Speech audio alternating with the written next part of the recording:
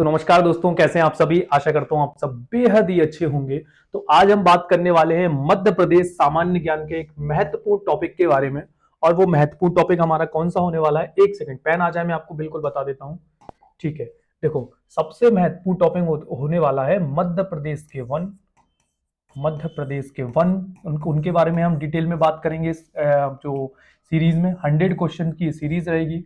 वन्य जीव, वन्य जीव, मध्य प्रदेश का पर्यावरण, भाई कौन कौन से नेशनल पार्क हैं, क्या क्या पर्यावरणीय व्यवस्था है, जलवायु की स्थिति क्या क्या है, किस पठार में, किस भौगोलिक स्थिति में क्या पर्यावरणीय दिशा रहती है, इसके बारे में बात करेंगे। और हम छोटा सा एक ओवरव्यू ले लेंगे कि भाई मध्य प्रदेश में जो जलवायु है वो जलवायु कैसी है, जलवायु के बारे में भी यहाँ पर हम बात करेंगे। तो आप सभी को पता है कि ये जो है एमपीपीएससी के फेवरेट टॉपिक है। जैसे नदियां बहुत फेवरेट टॉपिक है। हमने मध्य प्रदेश के प्राचीन इतिहास के बारे में पहले डिस्कस कर लिया है। एक वीडियो, दो वीडियो, तीन वीडियो बना दी है ना। 100 क्वेश्चन अच्छे से बहुत डिटेल में डिस्कस किए। फिर एक वीडियो मैंने आप सभी को वो भी बना दी है जिसके बारे में आप बार बार मुझसे कहते हैं कि सर नदियों से बहुत ज्यादा प्रश्न आते हैं एमपीपीएससी में, एमपी की नदियों से बहुत प्रश्न आते हैं। तो नदियों के साथ साथ मैंने बहुउद्देशीय परियोजनाएं भी उस वीडियो में कंप्लीट करा दी हैं, तो वो भी आपने देख ली होगी। अब ये तीसरी वीडियो हमारी आ गई है मध्य प्रदेश के वन, वन्यजीव, पर्यावरण एवं जलवायविक दिशा के बारे में। तो ये वीडियो आप कंप्लीट देखें, बिल्कुल भी इसे छोड़ने की जरूरत नहीं है। हर एक क्वेश्चन बहुत ज्यादा इंपॉर्टेंट है और पता नहीं कहां से प्रश्न कैसा आ जाए। तो पहला प्रश्न हम शुरू कर लेते हैं कि मध्य प्रदेश में पाए जाने वाले वनों को कितनी आधार पर वर्गीकृत किया गया है। तो बहुत ही इजी प्रश्न है, इसमें कुछ अलग चीज है ही नहीं है। देखो, सबसे पहले तो मैं इसका आंसर दे देता हूं कि मध्य प्रदेश में पाए जाने वाले वनों को 4 भागों में विभाजित किया गया है। अब वो 4 भाग कौन कौन से हैं, मतलब 4 आधारों पर भाग, अरे एक ही चीज है यार, तुम पॉइंट की बात समझो। 4 आधारों पर वर्गीकृत किया गया है। अब आधार क्या है भाई, 4। तो देखो, सबसे पहला आधार तो हो गया हमारा जलवायु, लिख लो। तो जलवायु के आधार पर कि भाई किस जलवायु में कौन से वन पाए जाते हैं। ठीक है। दूसरा हमारा आधार हो गया प्रादेशिक आधार पर कि किस प्रदेश में कौन से वन पाए जाते हैं। बिल्कुल बिल्कुल, इनके बारे में डिटेल में भी चर्चा करेंगे, लेकिन पहले भैया पहला एमसीक्यू है। क्या चाह रहे हो कि 100 के 100 एमसीक्यू की डिटेल इसी में चला दूं या पूरी मध्य प्रदेश के वन इसी एमसीक्यू में खत्म कर दूं? नहीं ना, 100 प्रश्न है हमारे पास, 100 में हम आराम से बात करेंगे। तीसरा हमारा आ जाता है प्रजाति के आधार पर। प्रजाति मतलब भाई साल सागौन, है ना। तो प्रजाति के आधार पर वनों को वर्गीकृत किया गया है। और चौथा आ गया है आरक्षित, संरक्षित, इस प्रकार के वन, इसे बोलते हैं प्रशासनिक आधार पर। प्रशासनिक, सही लिखा है ना, प्रशासनिक आधार पर वर्गीकृत किया गया है। अभी आधार वाधार यहां लिख लेना आप, ठीक है। तो जलवायु आधार पर, प्रादेशिक आधार पर, प्रजाति के आधार पर और प्रशासनिक के आधार पर। तो मध्य प्रदेश में पाए जाने वाले वनों को 4 आधार पर वर्गीकृत किया गया है। ये बहुत ही महत्वपूर्ण प्रश्न है, इसको आप याद रखें अच्छे से। ठीक है, अगले प्रश्न पर हम आ जाते हैं। इसको मिटा देते हैं वरना ये इसमें मैच हो जाएगा, और आप तो कुछ भी मैच कर ही लेते हो, है ना। तो आंसर क्या है, ये लगा दिया मैंने। प्रादेशिक आधार पर मध्य प्रदेश में वनों को कितने भागों में बांटा गया है। तो देखो, अब अभी हमने क्या दिखा कि मध्य प्रदेश को टोटल वनों को कितने आधारों पर वर्गीकृत किया गया है, तो 4 आधारों पर। अब उसमें से एक आधार था प्रादेशिक आधार। तो प्रादेशिक आधार पर कितने भागों में बांटा गया है, तो प्रादेशिक आधार पर बांटा गया है 3 क्षेत्रों में। 3 लगाना है, मैं 4 पे क्यों लगा रहा हूं, 3। कितने आधार पर बांटा गया है, 3। कौन कौन से आधार हैं सर, वो तीन आधार ये रहे। देखो, एक तो हो गया विंध्य कैमूर वाला क्षेत्र। कौन सा, विंध्य कैमूर वाला क्षेत्र। ये चीज आपको पता चल गई, विंध्याचल पर्वत जो कैमूर 100 श्रेणी है ना, वो वाला क्षेत्र हो गया। अगला हो गया एक सतपुड़ा मैकाल श्रेणी वाला क्षेत्र। सतपुड़ा, मुझे पता है मेरी राइटिंग बहुत ज्यादा खराब है हिंदी की, लेकिन प्लीज यार आप लोग समझने की कोशिश करो, यही मुझ पर बहुत बड़ी मेहरबानी होगी आपकी। बस मैं बोल रहा हूं, आप उससे समझ लो अगर राइटिंग समझ में नहीं आ रही है। और तीसरा हो गया ये शिवपुरी का पठार, वो ना क्या बोलते हैं उसे, मध्य भारत का पठार। शिवपुरी लिख लो, कुछ भी लिख लो यार, एक ही बात है। शिवपुरी का पठारी क्षेत्र। तो मध्य प्रदेश के जो वन हैं उनको 4 आधारों पर वर्गीकृत किया गया है, जिसमें से एक आधार है प्रादेशिक आधार, और उस प्रादेशिक आधार में भी इनको 3 भागों में वर्गीकृत किया गया है। तो वो है विंध्य कैमूर श्रेणी, सतपुड़ा मैकाल श्रेणी, मैकान नहीं है मैकाल है, मैकाल श्रेणी, सतपुड़ा मैकाल श्रेणी और शिवपुरी का पठारी क्षेत्र। इन 3 आधारों पर इनको बांटा गया है। अगला प्रश्न है, हमें स्लाइड नीचे लेके जानी पड़ेगी। ठीक है, आपने ये नोट कर लिया, अगले पे आ जाए हम।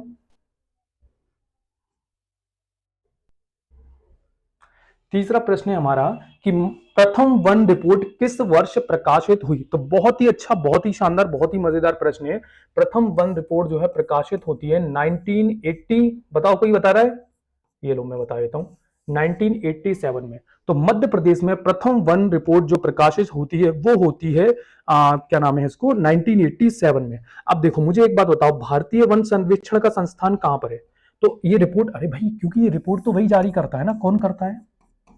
भारतीय वन सर्वेक्षण संस्थान, इसको ऊपर कर देते, सर्वेक्षण संस्थान। ठीक है, और इसका कार्यालय कहां पे है? भारतीय वन सर्वेक्षण संस्थान कहां पर है? देहरादून में स्थित है।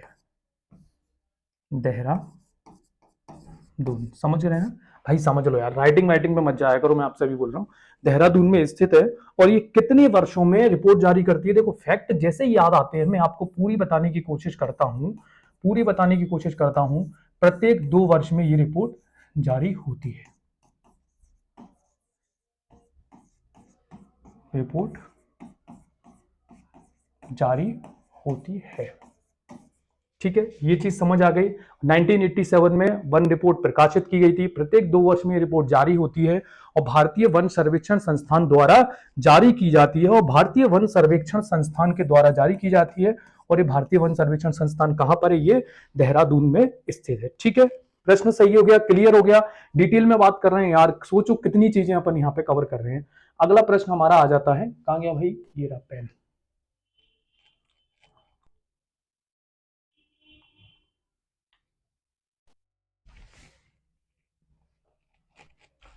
इसको नीचे कर देते हैं पहले ही, अभी हेडेक नहीं देगा ये।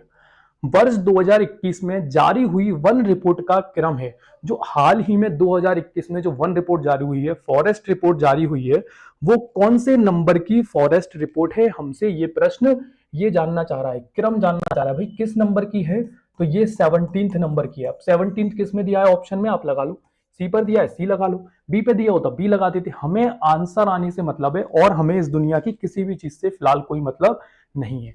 अगला प्रश्न है आप सभी के सामने कि मध्य प्रदेश में, यार उसमें कुछ बताने की जरूरत ही नहीं है, 17वें क्रम की रिपोर्ट है। अब 2022 में 18वीं आ जाएगी, और सॉरी हर 2 वर्ष में जारी होती है ना, तो 2023 में 18वीं आ जाएगी, है ना। मध्य प्रदेश में सर्वप्रथम वन नीति कब लागू हुई? तो मध्य प्रदेश में सर्वप्रथम वन नीति कब लागू होती है? सबको पता है ये प्रश्न, और ये प्रश्न आप सबने अच्छे से पढ़ा होगा। मध्य प्रदेश में सर्वप्रथम जो वन नीति लागू होती है वो होती है 1952 में। ठीक है, और क्या है यार, मतलब कुछ और स्पेशल कुछ बताना नहीं है, बस यही है। मध्य प्रदेश का कुल वन क्षेत्र कितना है? बहुत बहुत बहुत ज्यादा इंपॉर्टेंट प्रश्न है। और मध्य प्रदेश का कुल वन क्षेत्र है, मैं यहां पर लिख देता हूं, मध्य प्रदेश का कुल वन क्षेत्र 77,492 वर्ग किलोमीटर। कितना है? 77,492 वर्ग किलोमीटर मध्य प्रदेश का कुल वन क्षेत्र है। और भैया क्षेत्रफल की दृष्टि में मध्य प्रदेश में सबसे ज्यादा वन है, आपको पता होगा। देखो मैं एक चीज बता देता हूं, कहां बताऊं यार, एक तो ये नीचे बहुत हो जाता है। सर्वाधिक जो वन है, वन क्षेत्रफल के आधार पर, वो कौन कौन से प्रदेशों में है? सबसे ज्यादा है मध्य प्रदेश में। उसके बाद आ जाता है हमारा अरुणाचल, अरुणाचल प्रदेश में। अरुणाचल प्रदेश के बारे में बाद आ जाता है भूपेश बघेल से आपका राज्य क्या नाम है? छत्तीसगढ़। ठीक है, ये आ गया। तो मध्य प्रदेश, अरुणाचल प्रदेश और छत्तीसगढ़। तो सर्वाधिक वन क्षेत्रफल वाला राज्य कौन सा है? सब प्रथम नाम आ जाता है मध्य प्रदेश का। ठीक है, अगला प्रश्न कहां है भाई? अगली स्लाइड में अगला प्रश्न है, अगली स्लाइड में अगला प्रश्न है। राम आएंगे तो आंगना सजाऊंगी। सर्वाधिक वनावरण यानी फॉरेस्ट कवर परसेंट वाला राज्य, most most most most most important प्रश्न है, पीएससी में आ चुका है ये प्रश्न। फॉरेस्ट कवर मोस्ट इंपॉर्टेंट प्रश्न है ना, ये हल्के में मत लेना भैया, हल्के में मत लेना। क्या समझ रहे हो, ऐसे ही चल रहा है? नहीं नहीं भैया, नहीं नहीं भैया, फॉरेस्ट कवर वाला राज्य है Mizoram. Answer is definitely correct है, कहीं कोई दिक्कत नहीं है, बिल्कुल मत लगा देना अटरम सटरम। आंसर है मिजोरम, 100% सही बोल रहा हूं, ठीक है। और लगभग लगभग मुझे जहां तक पता है 85% या 84 या 85% के लगभग मिजोरम में वन है। कहा? मिजोरम में। मिजोरम में कितने परसेंट वन है? 84% या 85% के लगभग यहाँ पर मतलब वन फॉरेस्ट कवर है, एरिया है। और उसके सेकंड नंबर पे आ जाता है आपका अरुणाचल प्रदेश। सेकंड नंबर पे कौन सा आ जाता है? अरुणाचल प्रदेश आ जाता है सेकंड नंबर पर।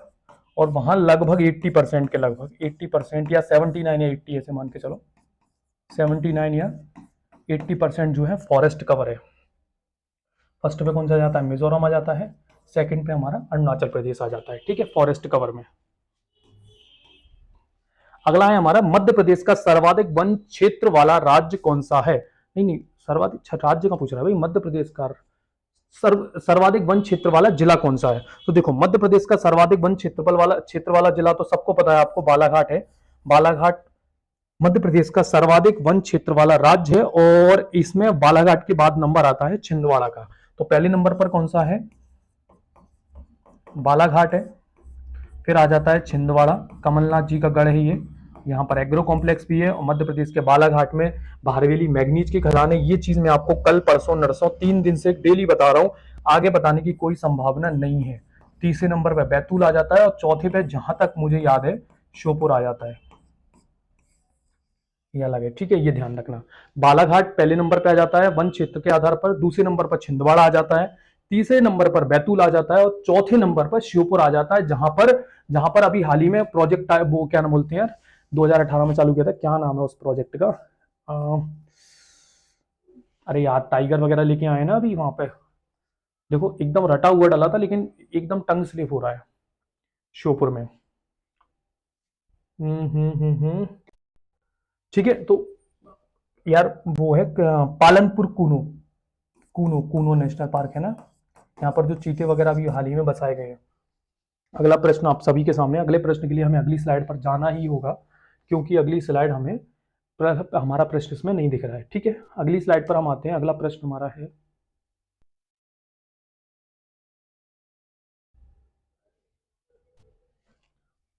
मध्य प्रदेश में कितने जिलों का वन क्षेत्र 50% से अधिक है? तो अभी मैंने आपको थोड़ी देर पहले कितने जिलों का नाम बता दिया, कितने जिलों का नाम बता दिया। सबसे पहले तो आप बालाघाट वाला एरिया ले लो, बालाघाट सबसे ज्यादा है।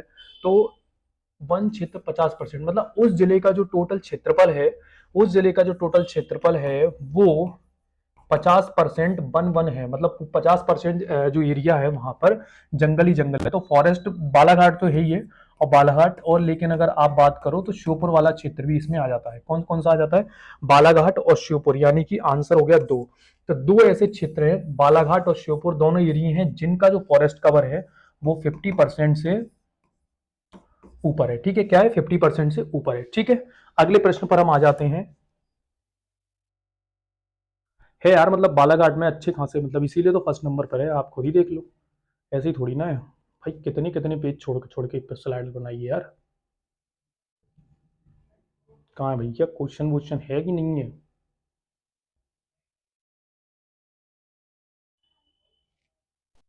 वो तो भाग जाएगा लिखा हुआ, उसकी टेंशन मत लो। अगला प्रश्न है हम सबके सामने कि उज्जैन जिले का कुल वन क्षेत्र कितना है? तो उज्जैन जिले का कुल वन क्षेत्र कितना है? तो उज्जैन जिले का वन क्षेत्र है यार 38 40 34, नहीं नहीं, 38 40 34 ये तो बिल्कुल भी नहीं है। अगर इसमें 36 36 देता तो मैं आंसर में कंफ्यूज हो जाता। कुल वन क्षेत्र पे 36,000 वर्ग किलोमीटर। उज्जैन जिले का कुल वन क्षेत्रफल कितना है? उज्जैन जिले का कुल वन क्षेत्रफल है 36,000 वर्ग किलोमीटर। अगला प्रश्न है हमारा ISFR 2021। पहले इसको नीचे करते हैं, दोबारा पढ़ते हैं। ISFR 2021 के अनुसार मध्य प्रदेश के किस जिले के वन क्षेत्र में सर्वाधिक वृद्धि हुई है? तो मध्य प्रदेश के कौन से जो जिला है जिसमें वन क्षेत्र में सर्वाधिक वृद्धि हुई है? आप प्रश्न से यहां समझो कि ISFR के द्वारा ये रिपोर्ट जारी की जाती है कि किस क्षेत्र में कितने वनों की वृद्धि हो रही है, ठीक है। तो 2021 की जो रिपोर्ट आई है उसके आधार पर आप बताएंगे, तो आंसर हो जाएगा हमारा भिंड। तो 2021 की जो रिपोर्ट आई है उसके आधार पर मुरैना, दतिया, ग्वालियर को नहीं, भिंड को जो है इसमें सर्वाधिक वृद्धि जो करने वाला जो जिला है वो हो गया है हमारा भिंड, ठीक है। अगला प्रश्न कहाँ है भाई? मध्य प्रदेश में संयुक्त वन प्रबंधन समितियों का गठन सर्वप्रथम कब किया गया? तो देखो, मध्य प्रदेश में संयुक्त वन प्रबंधन समितियों का गठन किया गया है। अब हमसे प्रश्न ये जानना चाह रहा है कि भाई ये गठन कब किया गया? तो ये गठन सबको पता है यार, बहुत बार टेस्ट सीरीजों में नजरों के सामने से क्वेश्चन निकला है। और मैं देखो, टेस्ट सीरीज की बात मैं क्यों करता हूँ, मैं आपको ये चीज बताता हूँ।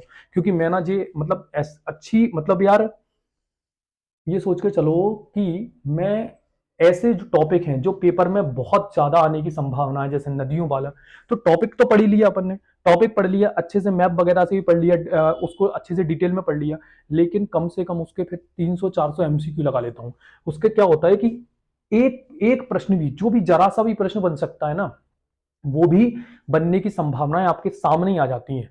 कोई भी प्रश्न आपसे निकल के नहीं भाग सकता। लगभग लगभग 95% आप प्रश्न बना के आते हो। एमसीक्यू लगाने से ये फायदा है। इसलिए मैं आपसे बोलता हूं कि भैया टेस्ट सीरीज परचेज करो। 99 लाख रुपए की टेस्ट सीरीज नहीं है एप्लीकेशन पे आप जाओगे तो। ओनली 99 रुपीज में यार 1800 क्वेश्चन आपको करंट अफेयर्स के देती है, बायलिंगुअल। जीएस की टेस्ट सीरीज है, कंप्लीट टेस्ट सीरीज, 31 टेस्ट है उसमें, सिर्फ जीएस के हिंदी के। इतने सारे प्रश्न ओनली 99 रुपीज में आपको टेस्ट सीरीज पे दे रखे हैं। ओनली 99 रुपीज में आपको दे रखे हैं। अब मुझे समझ में नहीं आ रहा यार, क्या कर रहे हो भाई? मैं आपसे इतनी बार करूं, 1 महीना बचा है, अगर पर डे एक एफएलटी भी लगाओगे ना तो बहुत जरूरी है भाई एफएलटी लगाना। एग्जाम टाइम पर एफएलटी लगाना बहुत जरूरी है, लेकिन आप नहीं सुन रहे हो। ठीक है, नहीं सुनो, कोई दिक्कत नहीं है। अगला प्रश्न है हम सबके सामने कि वनों का सर्वाधिक विस्तार पाया जाता है। तो वनों का सर्वाधिक विस्तार कहां पाया जाता है? ये चारों की चारों जो है वनों के मतलब विस्तार है जहां पर वन पाए जाते हैं। और हमसे ये प्रश्न पूछ रहा है कि वनों का सर्वाधिक विस्तार कहां पाया जाता है। आप सब बता दोगे यार, इन क्षेत्रों में कहां से पाया जाएगा? सतपुरा मैकाल श्रेणी में सबसे ज्यादा वनों का विस्तार पाया जाएगा। मचपड़ी पचमढ़ी वाला क्षेत्र भी इसमें ही आ जाता है। जो नर्मदा नदी के दक्षिण वाला क्षेत्र है, सतपुड़ा मैकाल श्रेणी, वही वाला पूरा का पूरा क्षेत्र, और वहीं पर ये वन सबसे ज्यादा पाए जाते हैं। ठीक है।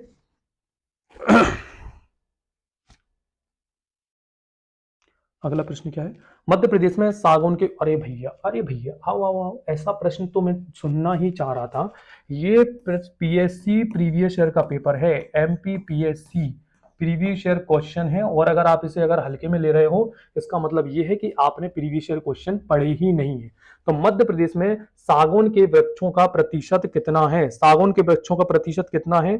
कहाँ गया भैया सागौन के वृक्षों का प्रतिशत? 19.36%। यही कुछ उत्तर था, और यही मतलब यही ऑप्शन था उसका। 19.36%, लगभग 19% के लगभग जो है वन पाए जाते हैं मध्य प्रदेश में। सागौन के जो पेड़ हैं वो लगभग 19% के लगभग पाए जाते हैं। और इनका क्षेत्रफल कितना है? हाँ, आप तो बिल्कुल 19.36% ही याद रखो, ऐसा मैं कुछ भी नहीं बोल रहा हूँ।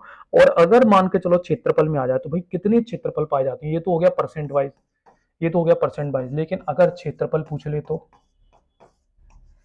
अगर क्षेत्रफल पूछ ले तो क्षेत्रफल के आधार पर क्या बताओगे? हो सकता है परसेंट वो पूछ चुका है, अब आपसे क्षेत्रफल पूछ ले, तो क्षेत्रफल के आधार पर आप बताओगे 18,300 वर्ग किलोमीटर क्षेत्रफल। कितना? 18,300 वर्ग किलोमीटर क्षेत्रफल पर मध्य प्रदेश में सागौन के वृक्षों का मतलब जो क्षेत्रफल है वो है 18,300 वर्ग किलोमीटर। और अगर प्रतिशत के आधार पर पूछ लेता है तो आपको बताना पड़ेगा 19.36%। दो दो तीन तीन बार इसलिए प्रश्न पढ़ रहा हूं, जिससे आप अगर दूसरी बार नहीं भी देखो ना वीडियो को, तो भी आपके कानों में ये वीडियो, ये प्रश्न आपके कानों में बैठ जाए। अगला प्रश्न है हम सभी के सामने कि वर्ष 2021 की रिपोर्ट के अनुसार किस जिले के वन क्षेत्र में सर्वाधिक कमी आई है? देखो, 2021 की रिपोर्ट आ गई। वृद्धि करने वाला राज्य अपन ने भिंड, मतलब वृद्धि करने वाला जो जिला है वो अपन ने भिंड बता दिया। अब भैया सर्वाधिक कमी वाला जिला भी बता दो। तो सर्वाधिक कमी वाला जो जिला है वो है बड़वानी। बड़वानी। बड़वानी में आपको पता है ना, आदिनाथ की 72 फीट ऊंची मूर्ति भी स्थित है। ठीक है, ये पता है आपको, सब पता है, मैं कुछ नहीं बता रहा हूँ। मैं बड़वानी के बारे में डिटेल डिस्ट्रिक्ट वाइज पढ़ा चुका हूँ। कुछ अटरम सटरम यहाँ पे नहीं बता रहा हूँ मैं। ठीक है, किस जिले में सर्वाधिक कमी आई है? बड़वानी, आंसर सही है। मध्य प्रदेश की नवीन वन नीति कब लागू हुई? तो देखो, बहुत इंपॉर्टेंट प्रश्न है और अच्छा प्रश्न है। ठीक है, मध्य प्रदेश में नवीन वन नीति 2005। ओहो भाई। अरे यार, ये तो फंसने वाली चीजें हो जाती हैं। 2005 में लागू हुई थी, और प्रथम वन नीति 1952 में लागू हुई थी। लेकिन यहाँ पर 2005 2005 2005 2005 सभी हैं। और अब मैं इसमें,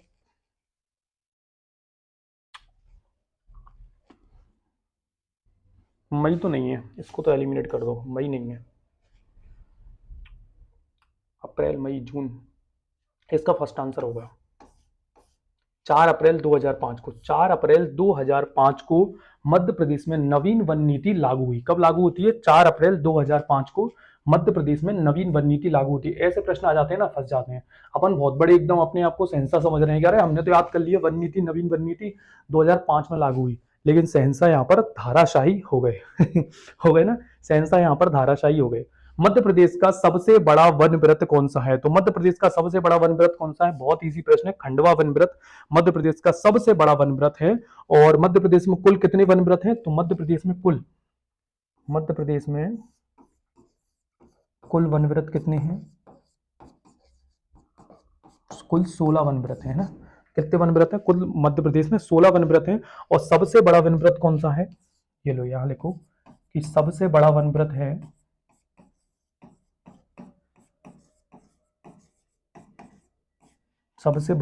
है खंडवा। कहां लिखूं? खंडवा, ठीक है। सेकंड नंबर पर आता है जबलपुर। दूसरे नंबर पर सबसे बड़ा वन व्रत कौन सा आ जाता है? पहले नंबर पर खंडवा आ जाता है, और दूसरे नंबर पर कौन सा आ जाता है? दूसरे नंबर पर आ जाता है जबलपुर।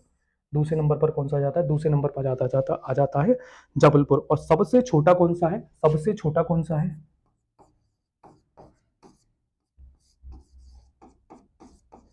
सबसे छोटा वन व्रत है उज्जैन।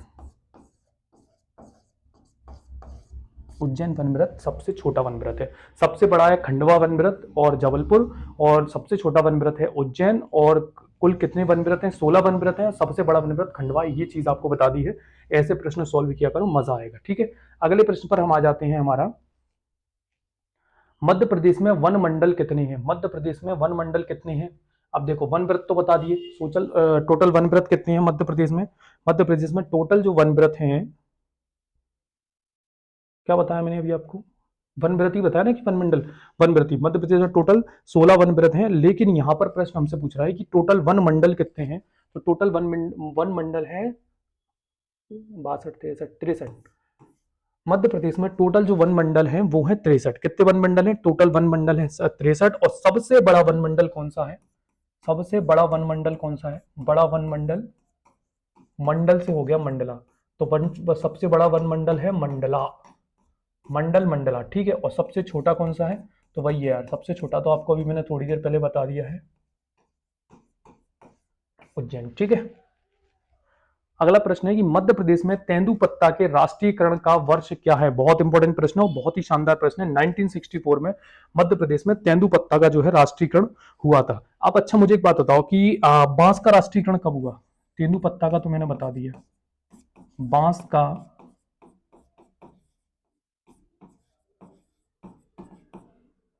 तेंदुपत्ता का तो हमने यहाँ लिख लिया। एक फैक्ट और कवर कर लेते हैं, क्या पता आगे इसमें बांस का दिया हुआ नहीं दिया हुआ, लेकिन हमें पता है तो हम बता ही देते हैं। तो बांस का राष्ट्रीयकरण कब हुआ? बांस का राष्ट्रीयकरण हुआ तेंदुपत्ता के बाद में 1973 में, ठीक है। बांस का राष्ट्रीयकरण कब होता है? 1973 में होता है। और तेंदुपत्ता का राष्ट्रीयकरण होता है 1964 में। अगला प्रश्न है आप सभी के सामने कि अगले प्रश्न के लिए हमें अगली स्लाइड लेनी पड़ेगी, यहाँ पे उसके पूरे ऑप्शन नहीं है। स्क्रीनशॉट ले लिया करो भाई, कोई दिक्कत नहीं है, वीडियो रोक के आराम से स्क्रीनशॉट ले लो, क्या जल्दबाजी है। प्रश्न है आप सभी के सामने कि मध्य प्रदेश सामाजिक वानिकी योजना, वानिकी योजना भैया ऐसा लिखना है इसको, मध्य प्रदेश सामाजिक वानिकी योजना किस वर्ष लागू की गई? तो मध्य प्रदेश सामाजिक वानिकी योजना लागू की गई है 1998 में। कब लागू की गई? मध्य प्रदेश सामाजिक वानिकी योजना 1998 यानी कि 1998 में लागू की गई है, ठीक है। अगला प्रश्न है हम सबके सामने, देखो शानदार प्रश्न आ गया ना, थोड़ा ऊपर ले लेते हैं, तीनों प्रश्न कवर कर देंगे हम। इंदिरा गांधी, तीनों प्रश्न सेट हो गए ना स्क्रीन में, ये कह रहा था मैं, तीनों प्रश्न जाएंगे इस स्लाइड में कंप्लीट। अगला प्रश्न है Indira Gandhi forest institute school कहां पर है? तो Indira Gandhi forest institute school जो है वो है पचमढ़ी में, अमरकंटक में नहीं है। वो इंदिरा गांधी, वो क्या बोलते हैं, जनजातीय मतलब स्कूल है, जनजातीय कॉलेज है, ठीक है। और ये क्या बोलते हैं, फॉरेस्ट इंस्टीट्यूट के बारे में बात कर रहे हैं जो कि पचमढ़ी में स्थित है। अगला प्रश्न आ जाता है हम सबके सामने कि भारतीय वन प्रबंधन संस्थान की स्थापना भोपाल में। देखो सबसे पहले तो ये दिखाना हो, भारतीय वन प्रबंधन संस्थान कहाँ है?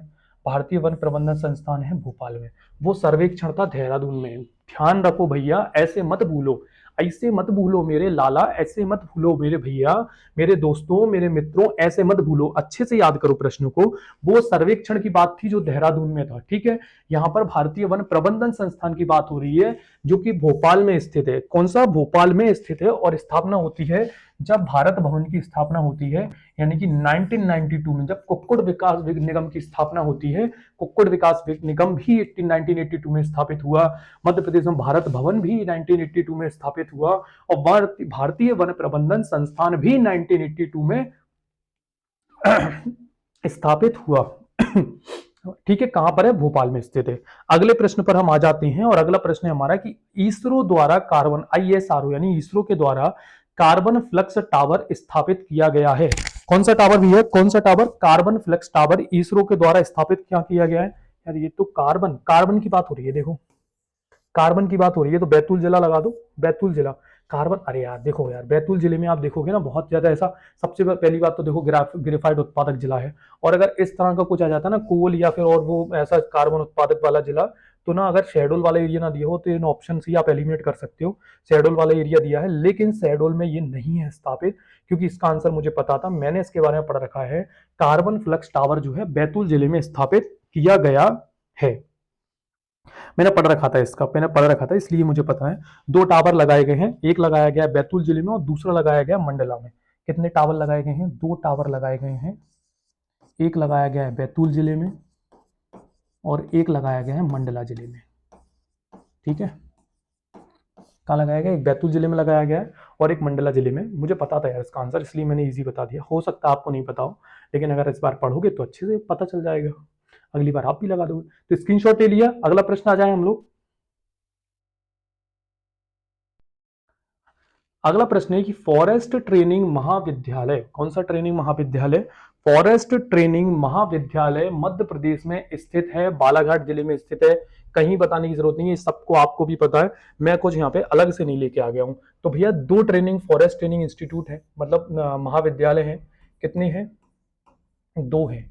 एक है बालाघाट में, मध्य प्रदेश में दो फॉरेस्ट ट्रेनिंग जो विश्वविद्यालय हैं यानी कि महाविद्यालय हैं, वो दो हैं। एक है बालाघाट में और एक का नाम भी बासई है, वो है बैतूल में।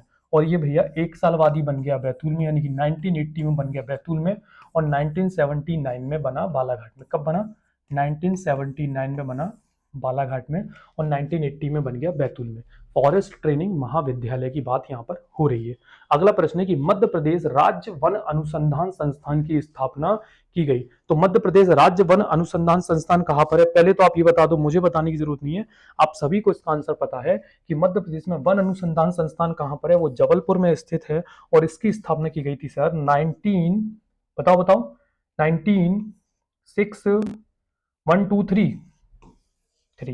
1963 मध्य प्रदेश राज्य वन अनुसंधान संस्थान की स्थापना जबलपुर में 1963 में की गई थी।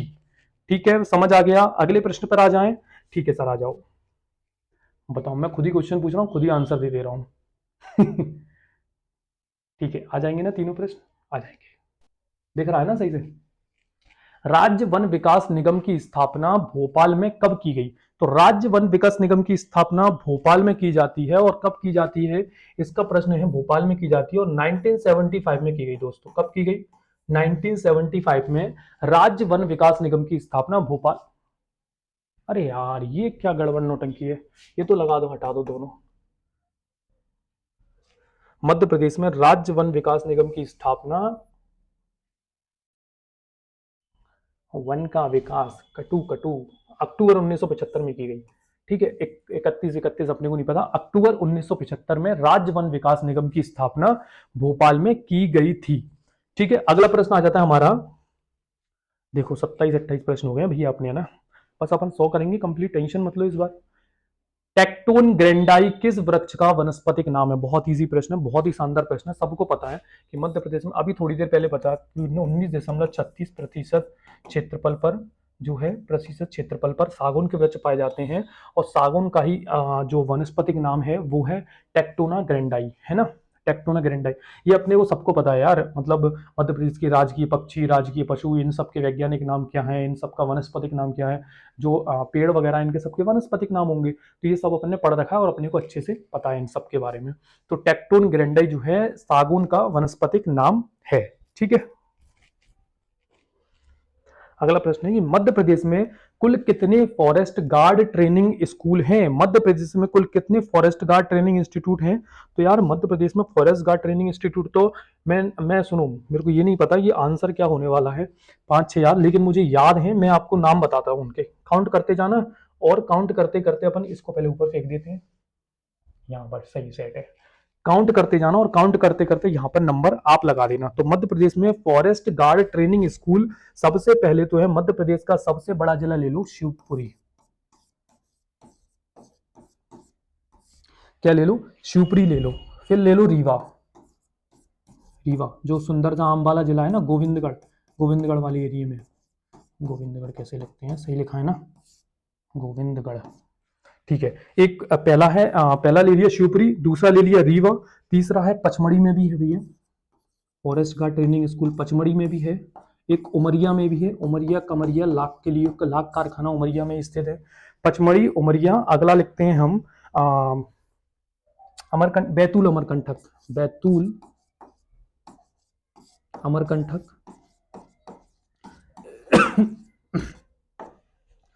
रीवा, शिवपुरी, पचमढ़ी, उमरिया, बैतूल, अमरकंटक, और कौन सा है यार वो मध्य प्रदेश का? लखनऊ, सिवनी और झाबुआ, सिवनी और झाबुआ।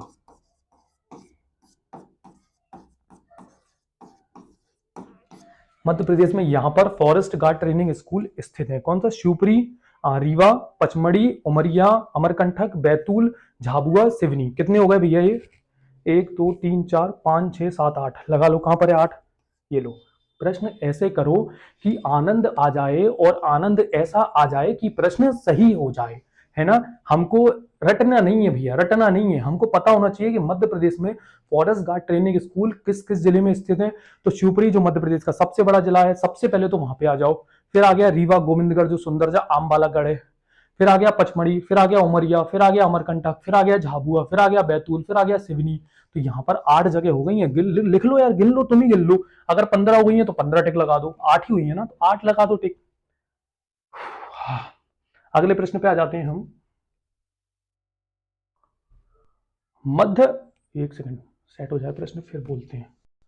मध्य प्रदेश के वन क्षेत्र के कितने प्रतिशत, कितने हिस्से पर संरक्षित वन पाए जाते हैं? अब प्रशासनिक आधार पर वनों का वर्गीकरण कितने क्षेत्रों में किया है? संरक्षित, आरक्षित, ऐसे किया जाता है ना, तो वो यहाँ पर प्रशासनिक आधार पर आरक्षित जो संरक्षित वन है उनका पूछ रहा है कि भाई संरक्षित वन जो है कितने प्रतिशत क्षेत्र पर पाए जाते हैं। तो मध्य प्रदेश में जो है संरक्षित वन पाए जाते हैं 1/3% क्षेत्रफल पर, यानी कि 1/3% क्षेत्रफल पर मध्य प्रदेश में संरक्षित वन पाए जाते हैं। कितने प्रतिशत क्षेत्रफल पर? 1/3, लगभग मान लो यार 1/3 का मतलब लगभग 30 से 33% क्षेत्रफल पर, 33 हो गया ना, ऐसे ही मान लो 33% क्षेत्रफल पर जो है मध्य प्रदेश में संरक्षित वन पाए जाते हैं। 1/3 का मतलब 33 ही तो हुआ ना यार, 33% क्षेत्रफल पर पाए जाते हैं।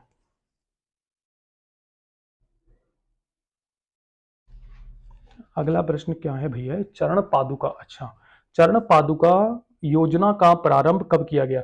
चरण पादुका योजना जो है फॉरेस्ट से संबंधित योजना है, आप सभी को इसका आंसर पता होना चाहिए।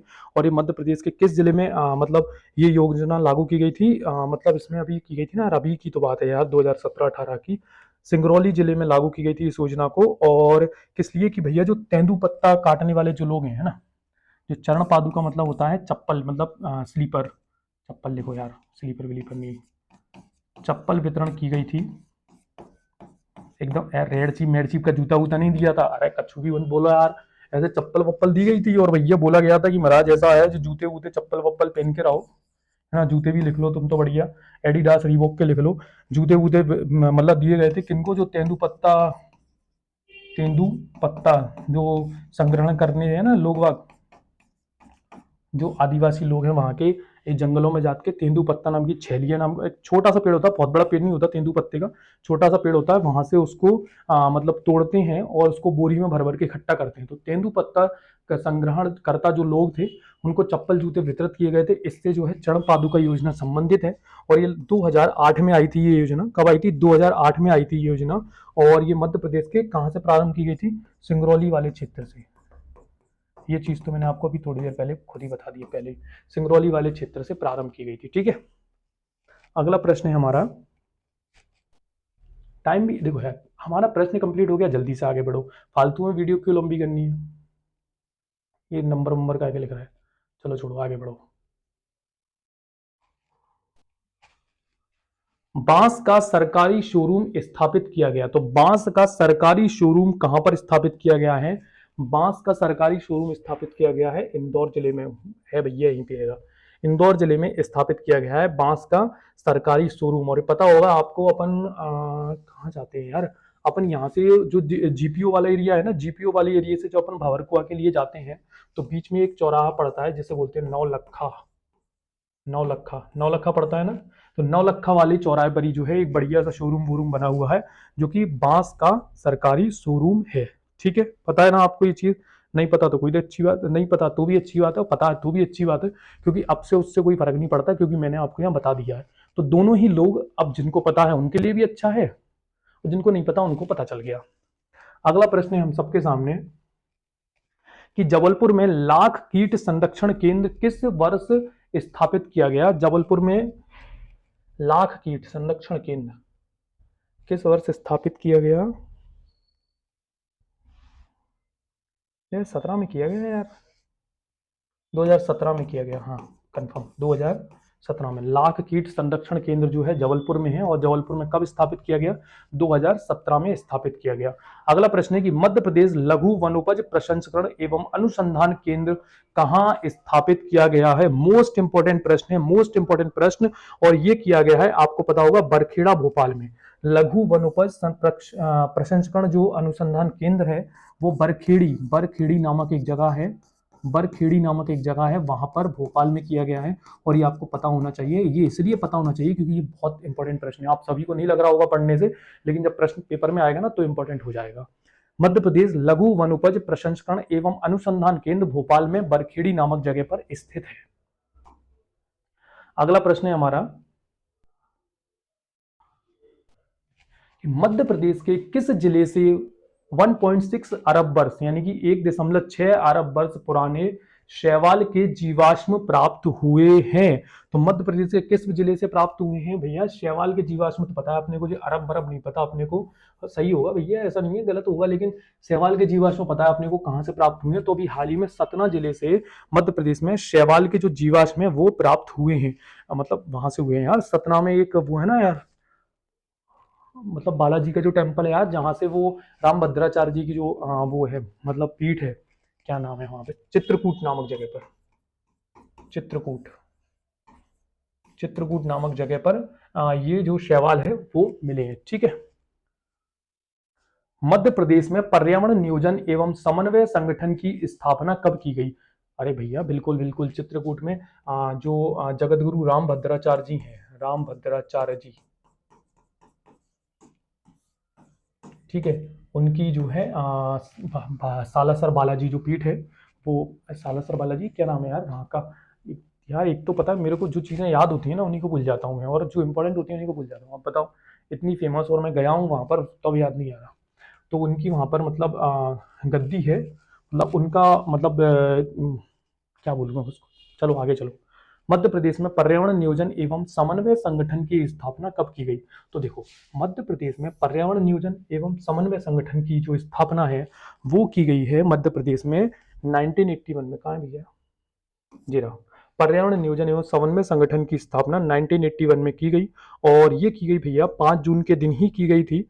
और लोगों को ऐसा बोला गया था कि भैया ऐसा है कि पर्यावरण के प्रति जागरूक रहो, हमारा पर्यावरण अगर बचेगा तो देश बचेगा, देश बचेगा तो पर्यावरण बचेगा, और जो भी बोला गया था। ठीक है, लेकिन कब की गई थी? 5 जून के लिए बोल की गई थी, 5 जून 1981 को। ठीक है, कब की गई थी? 5 जून 1981 को। अगला प्रश्न है हमारा, ठीक है ना, मजाक वजाक चलते रहना चाहिए यार, ऐसा कोई टेंशन वेंशन वाली बात नहीं है, मस्त बिंदास रहो, पेपर निकलेगा अपना, अपन मेहनत कर रहे हैं, बस इस चीज़ को सोच के चलो, अच्छे से सीरियस पढ़ाई करो, मन से पढ़ो, टाइम पढ़ने के टाइम पे सिर्फ पढ़ो, मस्ती के टाइम पे मस्ती करो, और इस समय लेक्चर के टाइम पे दोनों चीज़ें करो। मध्य प्रदेश में किस वर्ष प्लास्टिक थैलियों के उत्पादन व विक्रय पर पूर्ण प्रतिबंध लगाया गया है? अच्छा प्रश्न है, बढ़िया प्रश्न है, आना चाहिए पेपर में। मैं तो बोलूंगा 2017 में लगाया गया था, और ये अच्छा प्रश्न है ना, कई बार आंखों के सामने गुजर चुका है, और मैं तो कहूंगा आना ही चाहिए, अच्छा प्रश्न है ये, है ना। अगला प्रश्न है, मध्य प्रदेश में राष्ट्रीय पर्यावरण स्वास्थ्य अनुसंधान संस्थान की स्थापना कहाँ की गई है? तो देखो, राष्ट्रीय पर्यावरण जो स्वास्थ्य अनुसंधान संस्थान है, उसकी स्थापना मध्य प्रदेश की, कहाँ है राजधानी भाई, मध्य प्रदेश की राजधानी, मध्य प्रदेश में राष्ट्रीय पर्यावरण स्वास्थ्य अनुसंधान संस्थान की स्थापना भोपाल में की गई है। मध्य प्रदेश की राजधानी, झीलों का शहर भोपाल। अगला प्रश्न है कि मध्य प्रदेश राज्य जल प्रदूषण नियंत्रण बोर्ड का गठन कब किया गया? तो मध्य प्रदेश जल प्रदूषण एवं नियंत्रण बोर्ड का गठन किया गया 1974। कहाँ टिक लग रहा है भाई, ये लोग इस पे लगा देते हैं 1974 में, थोड़ा नीचा पड़ जाता है हाथ, इसलिए कहीं ना कहीं अंडरस्टैंड लग ही जाता है वो, 1974 में किया गया, ठीक है। अगला प्रश्न हम आ जाते हैं, कुछ इंपॉर्टेंट है नहीं यार इनमें बताने के लिए, क्या बताऊं, अगर कुछ ऐसा आएगा फैक्चुअल पॉइंट जहां बताने लायक होगा, बिल्कुल बताएंगे, बिल्कुल बताएंगे भाई। अगला प्रश्न देखो, यहां बताएंगे आपको कुछ ना कुछ, है ना।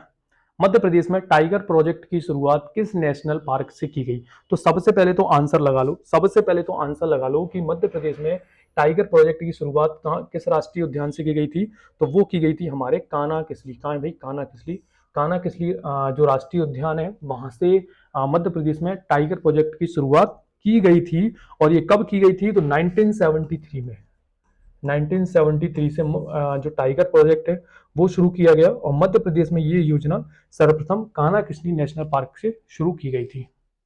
कान्हा किसली कहाँ पे है बताओ तो? अरे वन विहार भोपाल में है भाई, कान्हा किसली तो मंडला में है ना,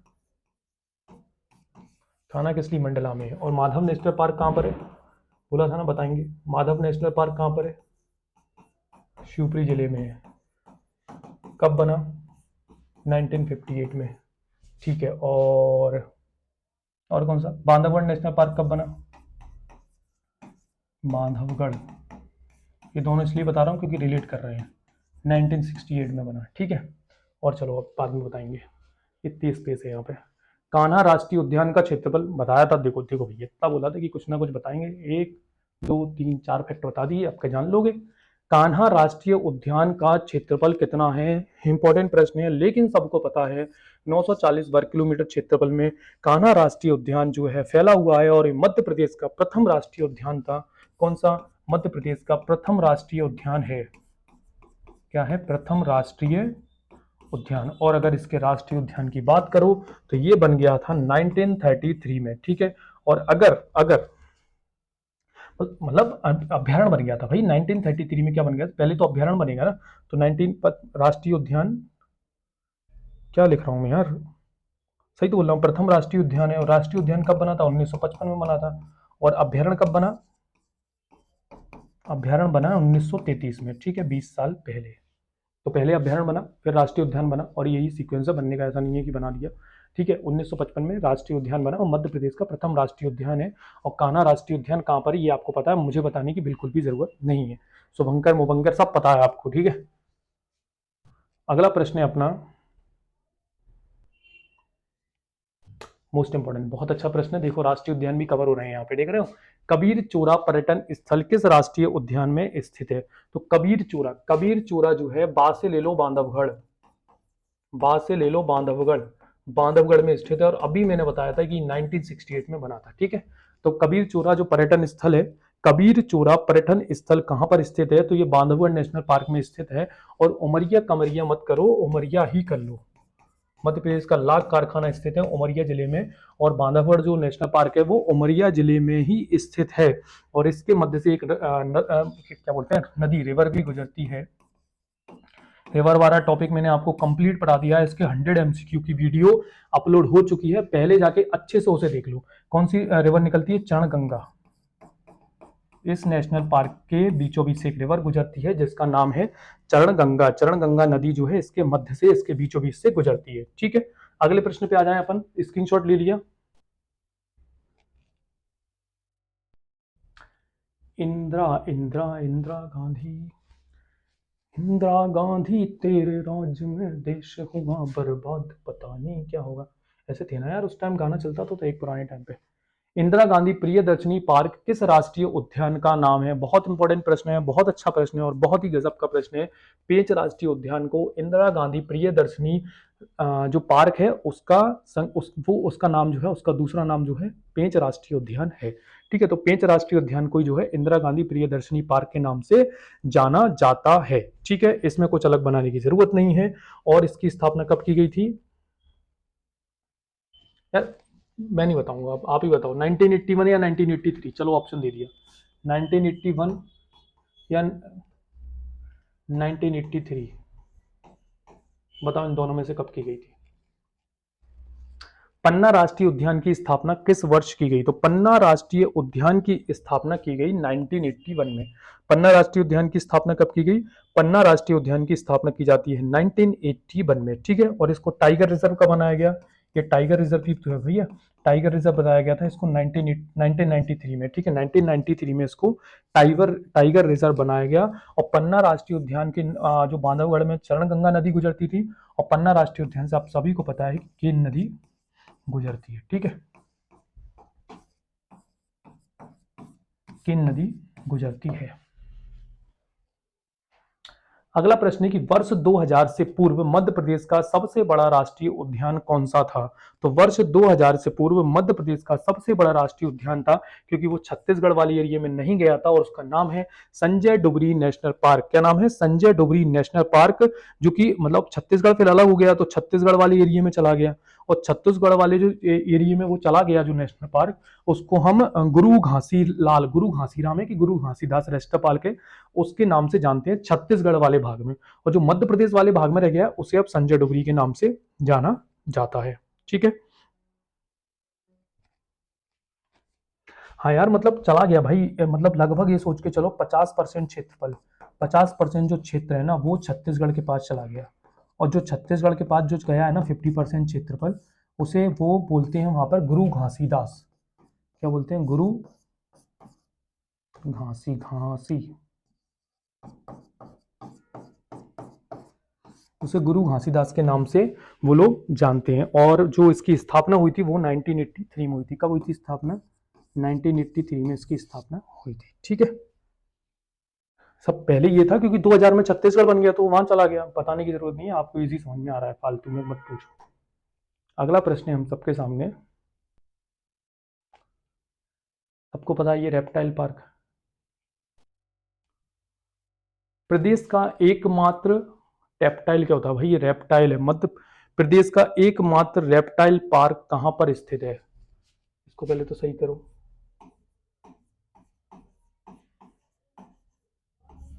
प्रदेश का एकमात्र रेप्टाइल पार्क जो है पन्ना नेशनल पार्क में स्थित है। कहां पर स्थित है?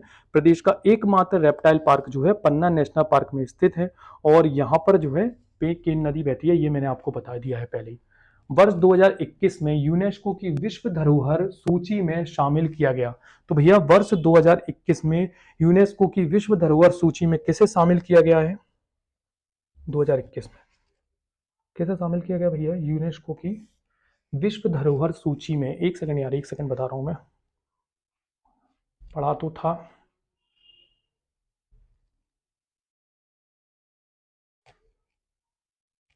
दोनों में से कंफ्यूज हो रहा था। सतपुड़ा ही है भाई।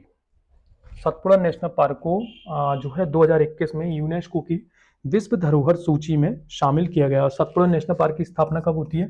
सतपुड़ा नेशनल पार्क की स्थापना होती है 1981 में। क्या नेशनल पार्क कब बनता है? 1981 में ये नेशनल पार्क बनता है। और इसका जो प्रोजेक्ट टाइगर है,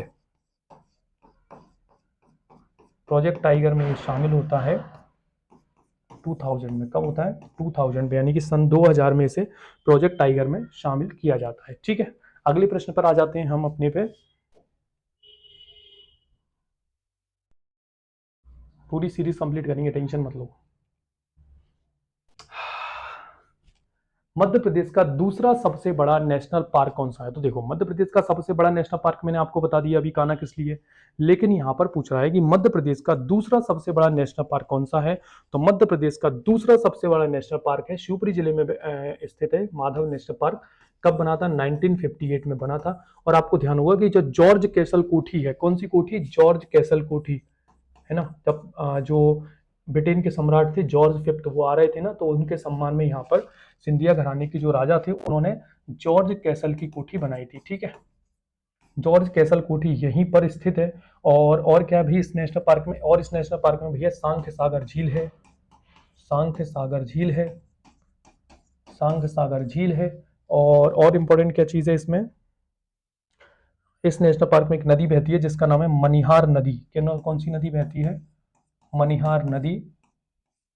मनिहार नदी इस नेशनल पार्क में बहती है। और यहाँ पर जो है आप जब सांख्य सागर झील में देखेंगे तो भयंकर मगरमच्छ है भैया, मगरमच्छ।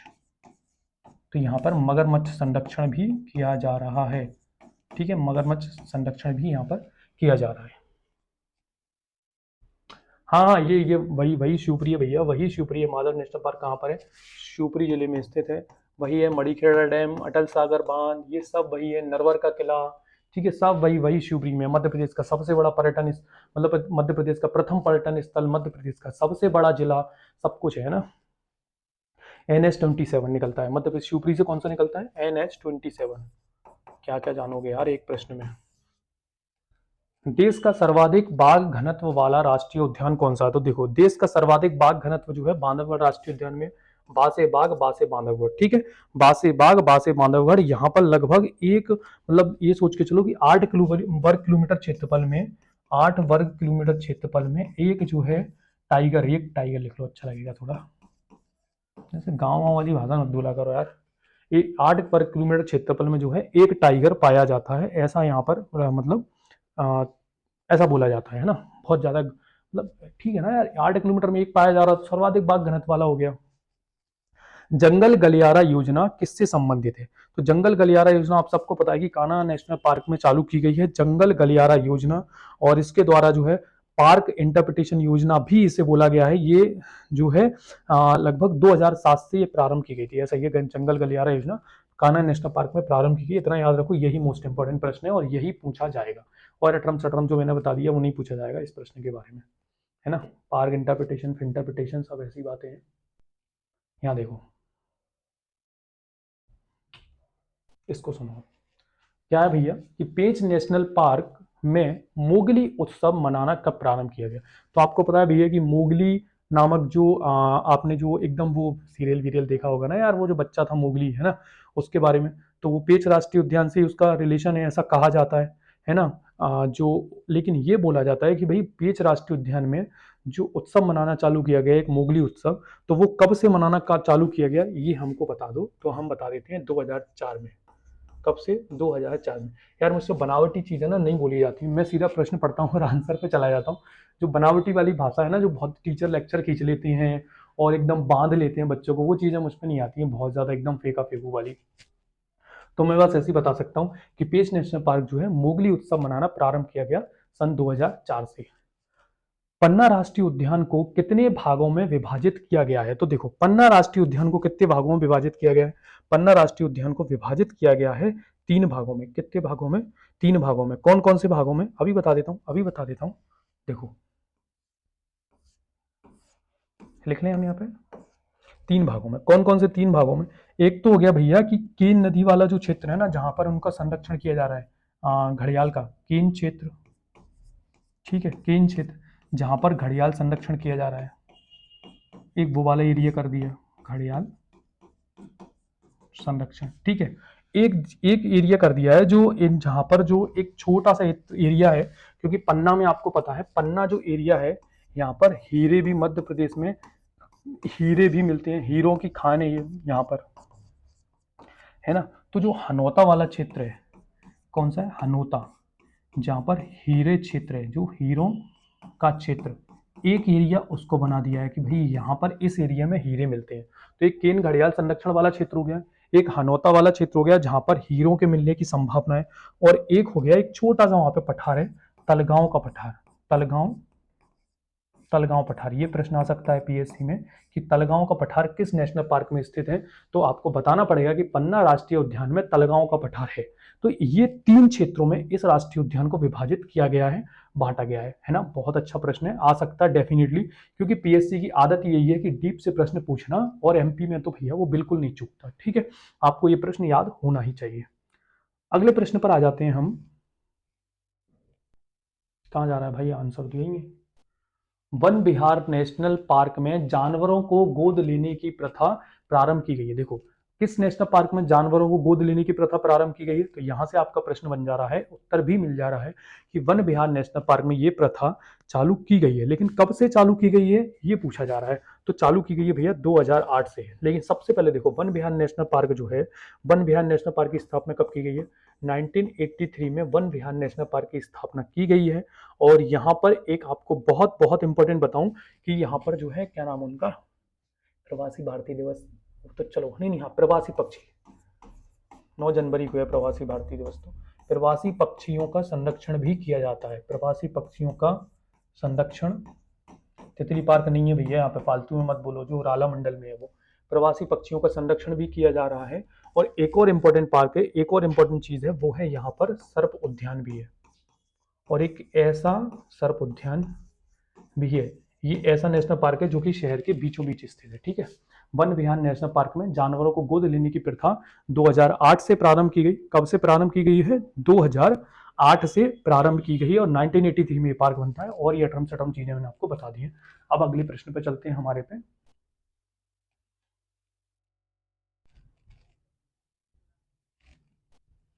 ठीक है, कूनो नेशनल पार्क अभ्यारण्य के रूप में किस वर्ष स्थापित हुआ? नीचे कर दो स्लाइड को। कूनो नेशनल पार्क अभ्यारण्य के रूप में कब स्थापित हुआ? तो कूनो नेशनल पार्क जो है अभ्यारण्य के रूप में स्थापित होता है, अभ्यारण्य बनता है 1981 में, और नेशनल पार्क बनता है 2008 में। अभी बताया था ना, जहां पे मटक गया था, श्योपुर वाले जिले में, यही है भैया वो, श्योपुर। श्योपुर नहीं बोलते, श्योपुर बोलते हैं। शिवपुरी से 120 किलोमीटर की दूरी पे, 110 या 120 किलोमीटर की दूरी पे, यहाँ पर अभी नरेंद्र मोदी जी के द्वारा जो नामीबिया से जो चीते लाए गए थे, उनका यहाँ पर मतलब यहीं पर उनको रखा गया है। तो कूनो पालपुर नेशनल पार्क के नाम से इसे जाना जाता है। और 1981 में जो है इसे अभ्यारण्य बनाया गया। और 2008 में, कब बनाया गया? 2018 में इसे राष्ट्रीय उद्यान, यानी कि इसे नेशनल पार्क बनाया गया 2018 में। हो जाता है टंग स्लिप, 8 नहीं 18 है। ठीक है, तो नेशनल पार्क जो है 2018 में इसको नेशनल पार्क बनाया गया। ठीक है, अगला प्रश्न आ जाता है हमारा। पानी मिलना चाहिए थोड़ा, अब तो बहुत देर हो गई बोलते बोलते। एक सेकंड आया है, रुको मैं। ठीक है, 56वें नंबर का प्रश्न है हमारा कि दुधवा जीवाश्म उद्यान का क्षेत्रफल कितना है? देखो, दुधवा जो जीवाश्म उद्यान है उसका कुल क्षेत्रफल कितना है, प्रश्न हमसे यहाँ पर ये जानना चाह रहा है। तो कुल क्षेत्रफल जो है बहुत कम है यार, बहुत कम है, 0.27 वर्ग किलोमीटर, डिंडोरी जिले में स्थित है। डिंडोरी, जिसे जीवाश्म राष्ट्रीय उद्यान भी कहते हैं। और ये सबसे छोटा जो है मतलब क्या बोलते हैं, नेशनल पार्क है, मध्य प्रदेश का सबसे छोटा राष्ट्रीय उद्यान है। और पहला जीवाश्म उद्यान है, कहाँ पर स्थित है? डिंडोरी जिले में स्थित है। ठीक है, बहुत कम क्षेत्रफल है, 0.27 वर्ग किलोमीटर, तभी तो सबसे छोटा है। पन्ना राष्ट्रीय उद्यान टाइगर डे मनाता है। देखो, पन्ना राष्ट्रीय उद्यान में टाइगर डे मनाया जाता है। आप सभी को बता दिया मैंने, पन्ना राष्ट्रीय उद्यान के बारे में डिटेल में बता दिया, कितने भागों में से विभाजित किया गया है, कौन सी नदी बहती है, सब बता दिया। अब बस यही प्रश्न बताया कि भाई यहाँ पर टाइगर डे कब मनाया जाता है। देख रहे हो कितने ब्रॉड में, कितने डिटेल में हम यहाँ बात कर रहे हैं। और 16 अप्रैल को पन्ना राष्ट्रीय उद्यान में टाइगर डे के रूप में मनाया जाता है। कब मनाया जाता है? 16 अप्रैल को यहाँ पर टाइगर डे के रूप में मनाया जाता है। अगले प्रश्न पर हम आ जाते हैं कि किस राष्ट्रीय उद्यान में सर्वाधिक जैव विविधता पाई जाती है? तो देखो, सर्वाधिक जैव विविधता किस राष्ट्रीय उद्यान में पाई जाती है, ये सब आपको पता है, मुझे बताने की जरूरत नहीं है कि सतपुड़ा राष्ट्रीय उद्यान में सर्वाधिक जैव विविधता पता है। थोड़ी देर पहले तो पढ़ा यार, सर्वाधिक घना क्षेत्र, सर्वाधिक जंगल सतपुड़ा नेशनल पार्क में है। तो सर्वाधिक जैव विविधता कहाँ पाई जाएगी? वो भी सतपुड़ा राष्ट्रीय उद्यान में ही पाई जाएगी। अगले प्रश्न पर हम आ जाते हैं यहाँ पर।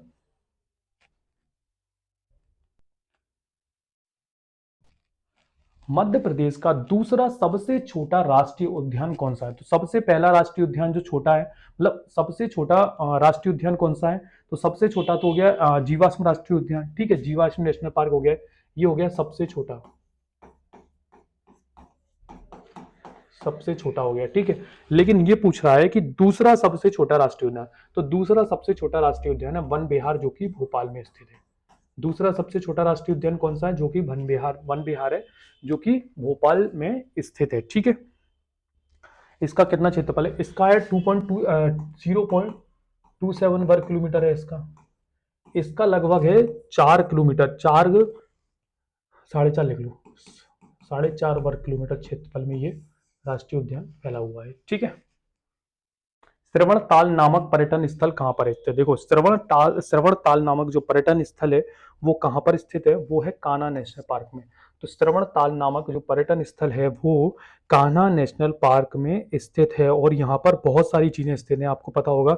एक नाम है बंदर कूदनी, मतलब क्या नाम है यार, वो क्या बोलते हैं उसे,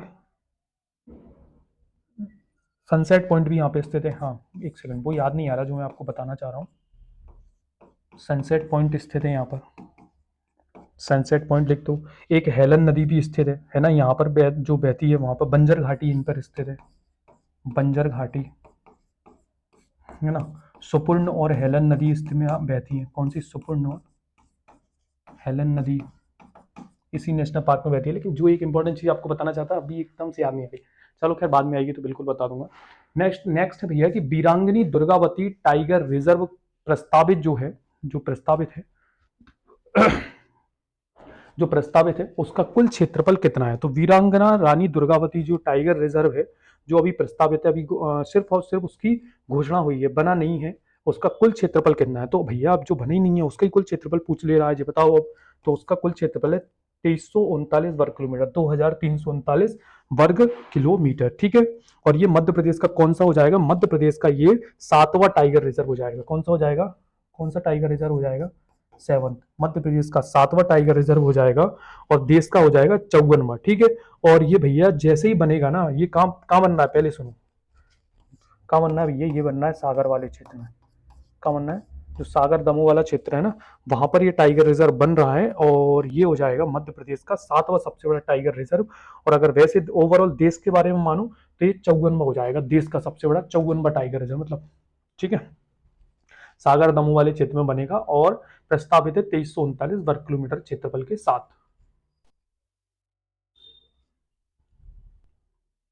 प्रदेश का सबसे बड़ा वेटनरी अस्पताल बनना प्रस्तावित है। बहुत इंपॉर्टेंट प्रश्न है, बिल्कुल बिल्कुल आने की संभावना है। वेटनरी अस्पताल कहां पर बनना प्रस्तावित है? प्रदेश का सबसे बड़ा, तो ये कूनो नेशनल पार्क में बनेगा, प्रदेश का सबसे बड़ा वेटनरी अस्पताल।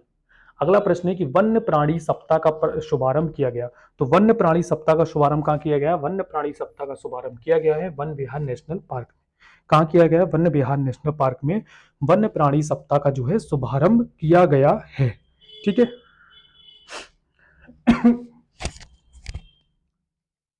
अगला क्या है भाई?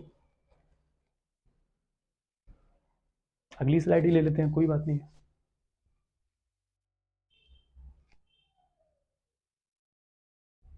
यार क्वेश्चन पूरे देखना है, क्योंकि ना आपको ऐसा लग रहा होगा ये तो बहुत डिफिकल्ट क्वेश्चन करा रहे हैं, लेकिन इन्हीं क्वेश्चन के बीच में तो वो क्वेश्चन आएंगे ना जो पेपर में बनने की संभावना है। एक आध दो तीन क्वेश्चन हो सकता है कि ऐसा लगे आपको, अरे सर ये तो बहुत हाई लेवल है, ऐसा प्रश्न नहीं आते, कोई बात नहीं है। तीसरे के बाद चौथा प्रश्न है, वो उसका लेवल सही है, वो पेपर में आने लायक प्रश्न है, तो आप ना किसी को इग्नोर नहीं कर सकते हैं। थोड़ा बहुत टाइम लगेगा, 2 की या 3 की स्पीड पे कर लो, लेकिन देखो कंप्लीट वीडियो देखोगे तभी आपको अच्छे से एकदम देखो यार, मैं आपको उनके बीच में बहने वाली नदियां बता रहा हूँ, उनके इंपॉर्टेंट फैक्ट बता रहा हूँ जो पीएससी हर बार पूछती है, और ये तो इंपॉर्टेंट टॉपिक है नेशनल पार्क की, पर्यावरण राष्ट्रीय उद्यान वाला। तो यहाँ तो आपको अच्छे से पूरा लेक्चर सुनना ही चाहिए, इसको रोकने की जरूरत ही नहीं है, कंप्लीट सुनो, तभी आपको अच्छे से एक ब्रॉड डिटेल आपको पता चलेगी इसके बारे में, राष्ट्रीय उद्यान के बारे में। अगला प्रश्न है हमारा कि बैग कल्चर हब किस राष्ट्रीय उद्यान में स्थापित किया गया? देखो बैग मतलब बैगा कल्चर हब स्थापित किया गया है, किस राष्ट्रीय उद्यान में स्थापित किया गया है? Baiga culture hub. तो बैगा कल्चर हब स्थापित किया गया है कान्हा किसली राष्ट्रीय उद्यान में, कान्हा नेशनल पार्क में बैगा कल्चर हब राष्ट्रीय उद्यान में स्थापित किया गया है, ठीक है। कुछ अलग से बताने की जरूरत नहीं है, इजी प्रश्न है। बैग कल्चर अब कहाँ स्थापित किया गया? कान्हा नेशनल पार्क में। ये देखो, ये आ गया इंपॉर्टेंट प्रश्न। लो, बांधवगढ़ टाइगर रिजर्व में टाइगर सफारी की शुरुआत कब से हुई? अब बताओ। अगर आ गया प्रश्न तो लटक जाओगे ना, लटक जाओगे ना, कैसे बताओगे? तो बांधवगढ़ जो टाइगर रिजर्व है, सबसे पहले मैंने बता दिया था कि उमरिया जिले में स्थित है। उमरिया जिले में स्थित है। कब बना? 1968 में बना। कब बना? 1968 में बना। और यहाँ पर जो टाइगर सफारी की शुरुआत की गई है, वो टाइगर सफारी की शुरुआत की गई है 2022 से। लेकिन 2022 तो सर सभी जगह है। अब यहाँ पर फंस गए, लेकिन हम नहीं फंसेंगे, क्योंकि हमें पता है यहाँ पर 1 नवंबर 2022 को टाइगर सफारी की शुरुआत की गई है। तो अगला प्रश्न है हम सभी के सामने, कूनो नेशनल पार्क में कुल कितने चाहते, अभी चाहते नहीं भाई, चीते, कितने चीते पुनर्स्थापित किए गए हैं? तो कूनो नेशनल पार्क में कुल कितने चीते पुनर्स्थापित किए गए हैं? तो देखो, बिल्कुल मत लगा देना 12, 12 बिल्कुल मत लगा देना, गलत हो जाएगा, क्योंकि 12 तो भैया आपको नामीबिया से लेके आए गए हैं, मतलब दक्षिण अफ्रीका से लेके आए गए हैं, है ना। टोटल कितने वो बता रहा हूं, आंसर सबसे पहले मत लगाओ, सबसे पहले सुन लो कितने लाए गए हैं। देखो, नामीबिया से लेके आए गए हैं, नामीबिया, कितने चीते लाए गए? नामीबिया से 8 चीते लेके आए गए। और ये भैया साउथ अफ्रीका से भी तो लेके आए थे, दक्षिण अफ्रीका से भी तो लेके आए थे। दक्षिण अफ्रीका से कितने चीते लेके आए? दक्षिण अफ्रीका से 12 चीते लेके आए। तो टोटल कितने हो गए? टोटल हो गए 20। अब लगा देते तो हालत खराब हो जाती ना। तो कूनो नेशनल पार्क में कुल कितनी चीते, कुल पूछ रहा है, तो कुल कितनी चीते पुनर्स्थापित किए गए हैं? वो स्थापित किए गए हैं 20। 8 लेके आए हैं नामीबिया से, और दक्षिण अफ्रीका से लेके आए हैं 12। ठीक है। अगला प्रश्न है हम सभी के सामने कि कोलर वाली बाघिन संबंधित है। कोलर नहीं, कॉलर वाली जो बाघिन है, वो किस नेशनल पार्क के संबंधित है? सबको पता है, ये पेंच राष्ट्रीय उद्यान से संबंधित है। कॉलर वाली जो बाघिन है, वो पेंच राष्ट्रीय उद्यान पार्क में रहती थी। ठीक है। इसे सुपर मॉम के नाम से भी जाना जाता है, और कई सारे नाम थे यार, पेंच की रानी भी कहते थे इसको। बहुत ही मतलब, इसका हाल ही में जो है इसकी डेथ हो गई है। किसकी हो गई है? कॉलर वाली जो बाघिन है, हाल ही में डेथ हो गई है। डेथ हो गई है। इसे सुपर मॉम के नाम से भी जाना जाता था, सुपर मॉम। ठीक है। आगे चलते हैं। तो ये ध्यान रखना, कॉलर वाली बाघिन आ सकता है प्रश्न, क्योंकि अभी इसकी हाल ही में डेथ हुई है, तो एकदम करंट का प्रश्न है कि पेंच राष्ट्रीय उद्यान से संबंधित है ये बाघिन। वर्तमान में कुल कितने बाघों की संख्या है? देखो, मध्य प्रदेश में वर्तमान में कुल कितने बाघ संख्या में उपस्थित हैं? तो मध्य प्रदेश में टोटल कितने बाघ हैं अभी वर्तमान में? 785। कुल कितने बाघों की संख्या है? तो 785, यानी कि 785 बाघ अभी वर्तमान में मध्य प्रदेश में है। और ये मैं आपको कौन सा डाटा बता रहा हूँ? ये बता रहा हूँ मैं 2022 का डाटा, पुराना पुराना नहीं है भैया, अपन नई वाली बातों में बात करते हैं। और 785 जो है 2000 मतलब 2022 की जो अभी हाल ही की रिपोर्ट है, उसमें मध्य प्रदेश में कुल 785 बाघ बोले गए हैं। और दूसरे नंबर पर है कर्नाटक में, कर्नाटक में है सेकंड नंबर पर, सेकंड नंबर में कर्नाटक में है। और कर्नाटक में टोटल कितने बाघ हैं? कर्नाटक में टोटल बाघ हैं 563। कितने बाघ हैं? 563 टोटल बाघ हैं कर्नाटक में, है ना। दो ही याद रखो, बहुत है, कितना कोई बहुत ज्यादा याद रखने की जरूरत नहीं है। ठीक है। अगला प्रश्न क्या है? ठीक है ना यार। अच्छा, हर 4 वर्ष में गणना होती है, हर 4 वर्ष में गणना। ठीक है, ये भी लिख लो। कर्माझिरी अभ्यारण्य किस जिले से संबंधित है? देखो, कर्माझिरी जो अभ्यारण्य है ना, वो किस जिले से संबंधित है? तो कर्माझिरी अभ्यारण्य सिवनी जिले से संबंधित है। ये सिवनी कौन सा जिला है आप सभी को पता होगा, मैं बिल्कुल नहीं बताऊंगा। सिवनी के बारे में तो बहुत सारी डिटेल हमने बातें हमारे हर लेक्चर में हम करते हैं। ठीक है। कर्माझिरी अभ्यारण्य किस जिले में स्थित है? कर्माझिरी अभ्यारण्य सिवनी जिले में स्थित है। अभी अभी नया बना भी है। किस जिले में स्थित है? पेंच राष्ट्रीय उद्यान में। ये न्यूएस्ट है, जो भी ये लिख लेना, न्यूएस्ट लिखूं क्या लिखूं? नवीनतम, ये लिखो भैया, नवीनतम। नहीं तो फिर अभी बोलोगे सर हिंदी बताओ इसकी। नवीनतम राष्ट्रीय उद्यान है कर्माझिरी अभ्यारण्य, जो कि सिवनी जिले में स्थित है। अगला प्रश्न क्या है? अगला प्रश्न है हम सबके सामने कि निम्न में से किस अभ्यारण्य को डिनोरिफाई, यानी कि कर दिया गया है। डिनोरिफाई कर दिया गया मतलब डीनोरिफाई, डिनोरिफाई मतलब समाप्त कर दिया गया है, उसे डिमोलाइज्ड कर दिया गया है, खत्म कर दिया गया है, कि भाई अब तुम राष्ट्रीय उद्यान नहीं हो। डिमोनिफाई कर दिया गया है मतलब अब तुम राष्ट्रीय उद्यान नहीं हो, टोटल खत्म कर दिया गया है। और ये राष्ट्रीय उद्यान है करेरा राष्ट्रीय उद्यान, जो किस जिले में स्थित था, मध्य प्रदेश के सबसे बड़े जिले शिवपुरी जिले में स्थित था करेरा राष्ट्रीय उद्यान, जिसे अब डी नोटिफाई कर दिया है, मतलब समाप्ति कर दिया है कि भाई हटो, निकलो निकलो, अब तुम राष्ट्रीय उद्यान नहीं हो। और इसका जो गठन किया गया था वो आप सभी को पता है कि 1981 में किया गया था इसका गठन। और यहाँ पर सोन चिड़ैया का संरक्षण किया जाता था। क्या किया जाता था? सोन चिड़ैया, सोन चिड़िया, चिड़ैया नहीं, सोन चिड़िया, सोन चिड़ैया का संरक्षण किया जाता था करेरा राष्ट्रीय उद्यान। ठीक है। अगला प्रश्न है कि सिरपुर तालाब को रामसर साइट कब घोषित किया गया? तो सिरपुर तालाब कहाँ पे है ये आपको पता होगा, नहीं पता? क्या पता है कि नहीं पता, ये बताओ मुझे। अरे भैया, सिरपुर तालाब तो भैया इंदौर में ही स्थित हैगा, आपका एक समस्या ले रहे हो। सांक सागर झील जो है वो शिवपुरी में स्थित है, भोज तालाब जो है भोपाल में स्थित है, यशवंत सागर भी इंदौर में स्थित है, सिरपुर लेक तो पास नहीं है यार, कितनी बार तो घूमे आया हूँ मैं। सिरपुर तालाब जो है रामसर साइट कब घोषित की गई है? तो सिरपुर तालाब को रामसर साइट घोषित किया गया है 2022 में। अरे यार, ये अलग फंसाने वाली चीज हो जाता है। 3 अगस्त 2022 को, कब? 3 अगस्त 2022 को सिरपुर तालाब को राष्ट्रीय साइट जो है घोषित किया गया है। और मध्य प्रदेश में टोटल रामसर साइट कितनी है?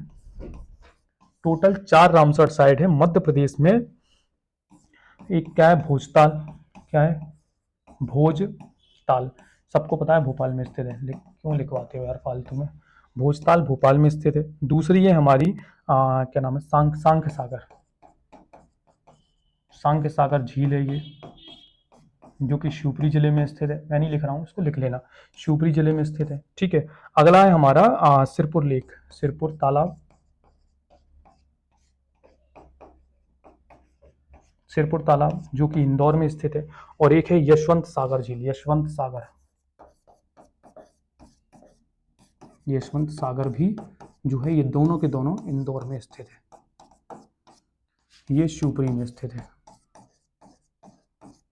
ठीक है। और प्रथम जो वेटलैंड है भोज मतलब भोजताल कब स्थापित की गई थी? 2002 में स्थापित की गई थी। और ये रिसेंटली अभी मैंने आपको नाम बताई दिए हैं, तो कोई बड़ी बात है नहीं है इनको बताना। ठीक है। तो 2022 में ये जितने भी तीनों के तीनों आए ना, सब 2022 में मतलब इनकी घोषणा की गई है। और 2002 में पहला बना दिया गया था भोजताल को।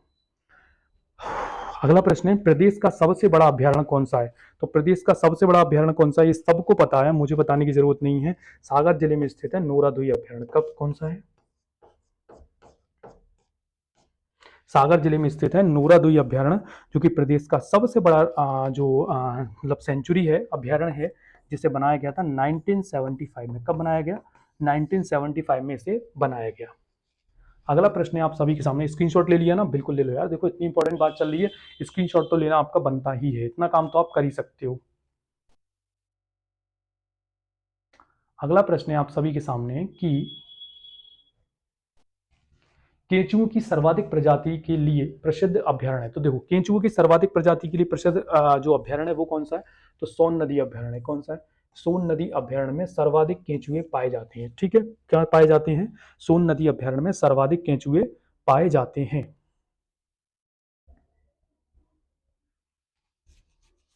यही बताना यार, इसमें कुछ अलग बताने की और क्या बताऊं, बस यही है इसमें इंपॉर्टेंट, और कुछ ऐसा मुझे याद आ नहीं रहा है इसका। प्रदेश का पहला वन्य जीव जागरूकता केंद्र किस अभ्यारण्य में स्थापित किया गया है? तो प्रदेश का पहला वन्य जीव जागरूकता केंद्र स्थापित किया गया है राला मंडल में। राला मंडल कहाँ है भाई? इंदौर में है। राला मंडल अभ्यारण्य इंदौर में स्थित है। और यहीं पर प्रदेश का जो पहला वन्य जीव जागरूकता केंद्र स्थापित किया गया। इसके बारे में कुछ इंपॉर्टेंट फैक्ट देख लो, इसके बारे में कुछ इंपॉर्टेंट फैक्ट देख लो। देखो, सबसे पहले तो ये देखो, सबसे पहले तो ये देखो राला मंडल के बारे में कि यहाँ पर जो है ये सबसे छोटा अभ्यारण्य कौन सा? सबसे पहले तो ये देखो कि सबसे छोटा, यही लिख देता हूँ, सबसे छोटा अभ्यारण्य। एक और सुनो, यहाँ पर तितली पार्क खोला गया है। तितली सही लिखा है ना? तितली छोड़ो, लोमड़ी लिख लो। लो, हाँ यार, लिखा नहीं जा रहा तो छोड़ो, इतना ज़्यादा अपन टेंशन नहीं लेते हैं। लोमड़ी संरक्षण किया जा रहा है यहाँ पर, कब से? 2017 से। लोमड़ी संरक्षण छोड़ो, 17 छोड़ो, लिख लो 2017 से किया जा रहा है लोमड़ी का संरक्षण। ठीक है। लोमड़ी का संरक्षण किया जा रहा है यहाँ पर। और यहाँ पर तितली पार्क भी स्थित है। हाँ, वो रायसन में भी स्थित है, लेकिन राला मंडल में भी तितली पार्क स्थित है। ठीक है। लोमड़ी का संरक्षण किया जा रहा है यहाँ पर 2017 से। और ये मध्य प्रदेश का सबसे छोटा अभ्यारण्य कहाँ पर स्थित है? आप जब इंदौर में जाओगे ना, तो इंदौर से अपन जो खंडवा वाले रोड पे जाते हैं ना, खंडवा नाका जैसे निकलते हैं, आईटी पार्क के सामने जोड़ गया है, थोड़ा सा आगे चलोगे आपको ये राला मंडल अभ्यारण्य मिल जाएगा। मध्य प्रदेश का पहला गौ अभ्यारण्य कहाँ स्थित है? तो मध्य प्रदेश का पहला गौ अभ्यारण्य पहले ही आंसर पर स्थित है, आगर मालवा में। कहाँ है? मध्य प्रदेश का पहला गौ अभ्यारण्य आगर मालवा में स्थित है। ठीक है, अगला प्रश्न क्या है? गौ अभ्यारण्य 2022 में मनाया गया था, और मुझे इसके बारे में कुछ भी नहीं पता। 2012 में, सॉरी, 2012 में इसको गौ अभ्यारण्य आगर मालवा में स्थापित किया गया, और अपने को इसके बारे में कुछ नहीं पता, बस इतना ही पता है कि आगर मालवा में मध्य प्रदेश का पहला गौ अभ्यारण्य स्थापित है।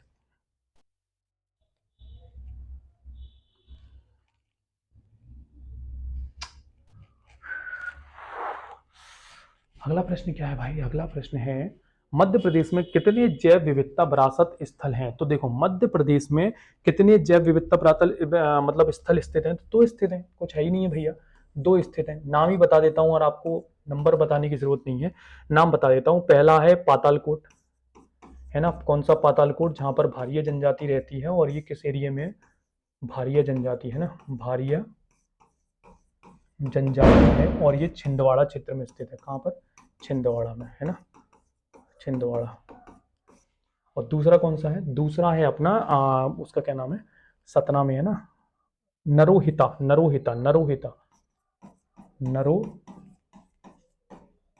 कहाँ पर है ये सतना जिले में स्थित है। तो मध्य प्रदेश में टोटल जो है 2, कितने हैं? 2 हैं। मध्य प्रदेश में टोटल 2 जैव विविधता विरासत स्थल हैं। एक है पातालकोट, जो भारिया जनजाति का गढ़ है, छिंदवाड़ा जिले में स्थित है, और एक है नरोहिता, जो कि सतना जिले में स्थित है। अगला प्रश्न है कि अचान कमार अमरकंटक को जैव मंडलीय आरक्षित क्षेत्र घोषित किया गया। देखो, अचान कमार अमरकंटक में जो स्थित है, मतलब जैव मंडल आरक्षित क्षेत्र है, और इसको कब जैव मंडल आरक्षित क्षेत्र घोषित किया गया, इसके बारे में हम बता देते हैं आपको। अचान कमार को किया गया है 2005 में, है ना। और 2011 में किसको किया गया है? बताओ, कमेंट करके बताओ, 2011 में किसको जैव मंडल आरक्षित क्षेत्र घोषित किया गया है? कमेंट बॉक्स में लिख के बताओ। अचान कमार को कब किया गया? 2005 में जैव मंडल आरक्षित क्षेत्र घोषित किया गया है। ये वही है भैया, यहाँ पर जो है वो मिलते हैं, क्या नाम है उसका, मतलब जिनको बोलते हैं ना व्हाइट, व्हाइट कलर के जो गिद्ध हैं, वो इसी में मिलते हैं, यही मिलते हैं, इसी जैव मंडल क्षेत्र में व्हाइट कलर के गिद्ध मिलते हैं, चील। पन्ना बायोस्फीयर रिजर्व भारत के किस क्रम का बायोस्फीयर रिजर्व है? मत पन्ना बायोस्फीयर रिजर्व भारत के 12वें नंबर का है। कौन से नंबर का है? पन्ना बायोस्फीयर रिजर्व भारत के 12th नंबर का, यानी कि 12वें नंबर का बायोस्फीयर रिजर्व है पन्ना बायोस्फीयर रिजर्व। कब स्थापित किया गया इसे? अभी मैंने ऊपर पूछा था आपको कि कमेंट बॉक्स में लिख के बताओ, लेकिन नहीं बताया, तो मैंने ही आंसर आपको यहाँ बता देता हूँ कि 2011 में जो है पन्ना बायोस्फीयर रिजर्व को मध्य प्रदेश में बायोस्फीयर रिजर्व घोषित किया गया, और ये मध्य भारत का 12वें नंबर का बायोस्फीयर रिजर्व है। अगला प्रश्न हमारा आ जाता है यहां पर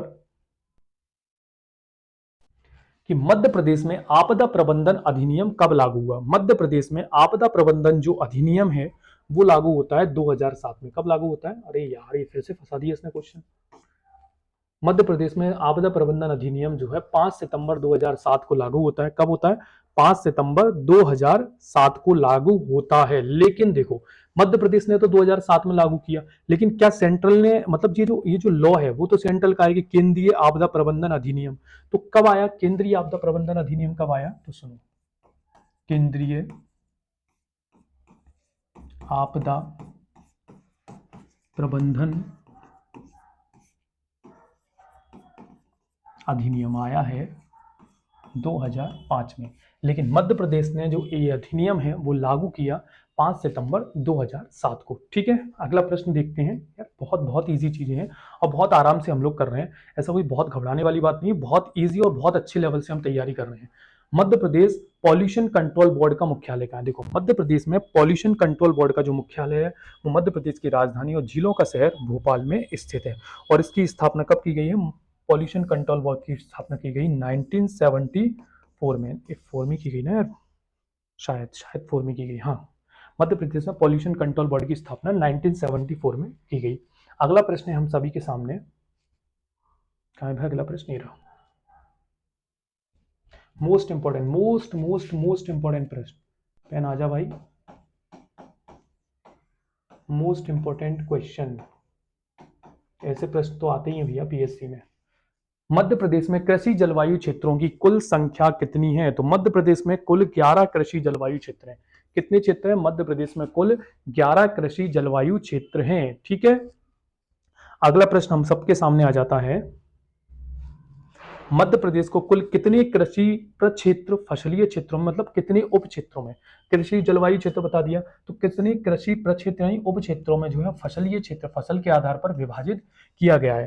तो इसका आंसर क्या हो जाएगा हमारा? इसका आंसर हो जाएगा, देखो मैं आपको नाम ही बता देता हूँ, नाम ही बता देता हूँ कि कितने कृषि प्रक्षेत्रों में विभाजित किया गया है। आप खुद बता देना कि सर कितने में विभाजित किया गया, मैं आपको यहाँ पर नाम बता देता हूँ। देखो सबसे पहले तो लिख लो मालवा, मालवा प्रदेश।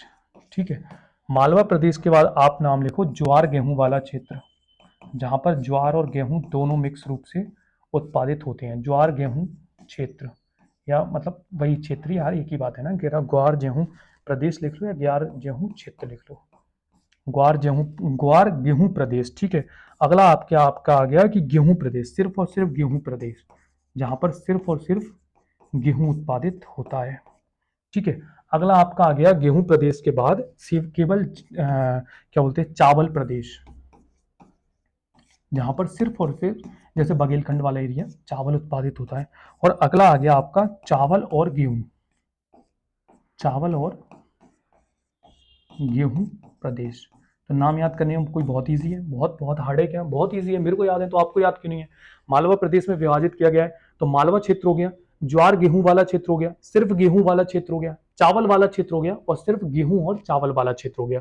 तो कितने क्षेत्रों में विभाजित किया गया है? तो बिल्कुल आपने यहां पर देख लिया कि सर 1 2 3 4 और 1 5। तो मध्य प्रदेश को जो है कृषि प्रक्षेत्रों में 5 कृषि प्रक्षेत्रों में विभाजित किया गया है। अगला प्रश्न है आप सभी के सामने कि मध्य प्रदेश में सर्वप्रथम कृषि आर्थिक सर्वेक्षण कब जारी किया गया? तो सबसे पहले मध्य प्रदेश में कृषि जो आर्थिक सर्वेक्षण है वो 2022 में जारी किया गया। कब जारी किया गया? 2022 में मध्य प्रदेश में कृषि आर्थिक सर्वेक्षण जारी किया गया। और मध्य प्रदेश पहला राज्य है जो कि कृषि आर्थिक सर्वेक्षण जारी किया। किसने जारी किया? मध्य प्रदेश कौन सा है? सर्वप्रथम या नहीं है, पहला राज्य। सर्वप्रथम तो जारी किया, लेकिन ये पहला राज्य है, ठीक है, जिसने इस तरह की कोई चीज जारी की है। अगला प्रश्न हम सभी के सामने आ जाता है, ठीक है सुनो, मध्य प्रदेश राज्य बीज एवं फार्म विकास निगम की स्थापना कब की गई? तो मध्य प्रदेश राज्य बीज एवं जो फार्म विकास निगम की स्थापना है वो की जाती है, 1980 में, 17 नवंबर 1980। हाँ भाई, 17 नवंबर 1980 में की जाती है। 17 नवंबर 1980 को मध्य प्रदेश राज्य बीज एवं फार्म विकास निगम की स्थापना की जाती है। ये क्या है? Form to fork Madhya Pradesh किस नीति का? ये नहीं पता यार, मुझे पता नहीं क्या है, मैंने कभी पढ़ी नहीं है इसको, सोचूं क्या, है ना। चलो मैं कभी आपको डिस्कस करके या फिर स्टेटस में या फिर ग्रुप में डाल दूंगा, इसका आंसर देखना पड़ेगा, इसका आंसर मुझे पता नहीं है यार, है ना, सॉरी भाई। जो चीज नहीं पता उसके बारे में मैं सोचूं क्यों, क्योंकि मैंने ये वर्ड ही पहली बार पढ़ा है ना। अगला देखो, बहुत इजी प्रश्न है और बहुत सबको अच्छे से पता होगा कि मध्य प्रदेश में आलू अनुसंधान केंद्र कहाँ पर स्थित है? तो मध्य प्रदेश में आलू अनुसंधान केंद्र ग्वालियर में स्थित है। ठीक है, मध्य प्रदेश में आलू अनुसंधान केंद्र कहाँ पर स्थित है? वो ग्वालियर जिले में स्थित है। और देखो कुछ कुछ चीजें और देख लो, मध्य प्रदेश में अंगूर अनुसंधान केंद्र कहाँ स्थित है? अंगूर सही लिखा है ना? अंगूर अनुसंधान केंद्र कहाँ स्थित है? ये है रतलाम में। रतलाम की सेव जो है जीआई टैग मिला है ना रतलामी सेव को। जो अंगूर अनुसंधान केंद्र है वो भी रतलाम में स्थित है। अगला प्रश्न आ जाता है कि मध्य प्रदेश में जो चावल अनुसंधान केंद्र है वो कहाँ है? चावल अनुसंधान संस्थान कहाँ है? बड़वानी में। ठीक है, और चावल अनुसंधान संस्थान देश में कहाँ है? कटक उड़ीसा में। और चावल अनुसंधान केंद्र विश्व का कहाँ है बताओगे? Manila, Philippines.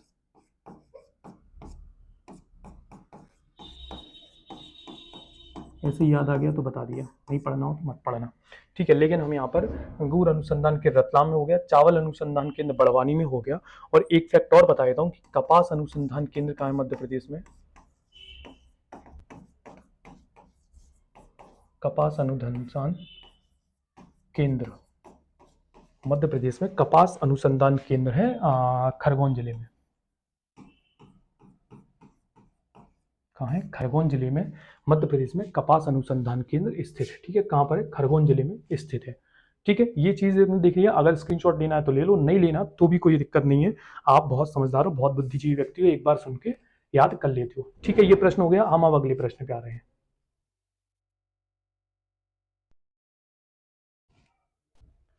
Madhya Pradesh agriculture ware house act कब नियमित किया गया? तो मध्य प्रदेश एग्रीकल्चर जो वेयर हाउस एक्ट है वो कब अधिनियमित किया गया? तो उसकी जो डेट आ जाती है वो आ जाती है दिसंबर 1967। कहाँ है भैया? ये रही 30 दिसंबर 1967 को। कब किया गया? 30 दिसंबर 1967 को Madhya Pradesh agriculture ware house act अधिनियमित किया गया। सुजाता और लोकमान किसकी किस्म है? सबको पता है, बहुत ज्यादा बचाते गए। सुजाता और लोकमान के हम गेहूं खाते हैं, है ना। सुजाता और लोकमान किसकी किस्म है? सुजाता और लोकमान जो है गेहूं की किस्म है। और मध्य प्रदेश में सबसे ज्यादा गेहूं का उत्पादन किस जिले में होता है? मध्य प्रदेश में सबसे ज्यादा जो गेहूं का उत्पादन है वो होता है होशंगाबाद जिले में। होशंगाबाद में नरसिंहपुर जगह है ना, होशंगाबाद में, ठीक है, सर्वाधिक उत्पादन होता है। जिया मेज किसकी वानस्पतिक नाम है? जिया मेज किसका वानस्पतिक नाम है? जिया मेज जो है, जिया नहीं लगता मेरा मक्का के बिना, जिया नहीं लगता मेरा मक्का के बिना, जिया मेज जो है किसका वानस्पतिक नाम है? मक्का का वानस्पतिक नाम है जिया का। स्वीट कॉर्न बोलते हैं ना जैसे अंग्रेजी भाषा में।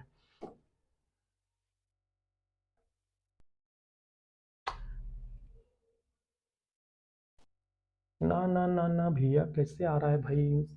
एक मिनट रुक जाओ, एक मिनट इसको ऊपर कर दूं मैं।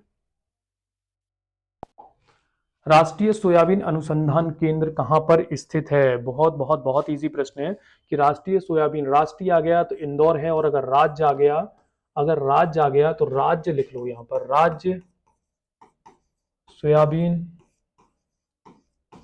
अनुसंधान केंद्र कहां पर स्थित है?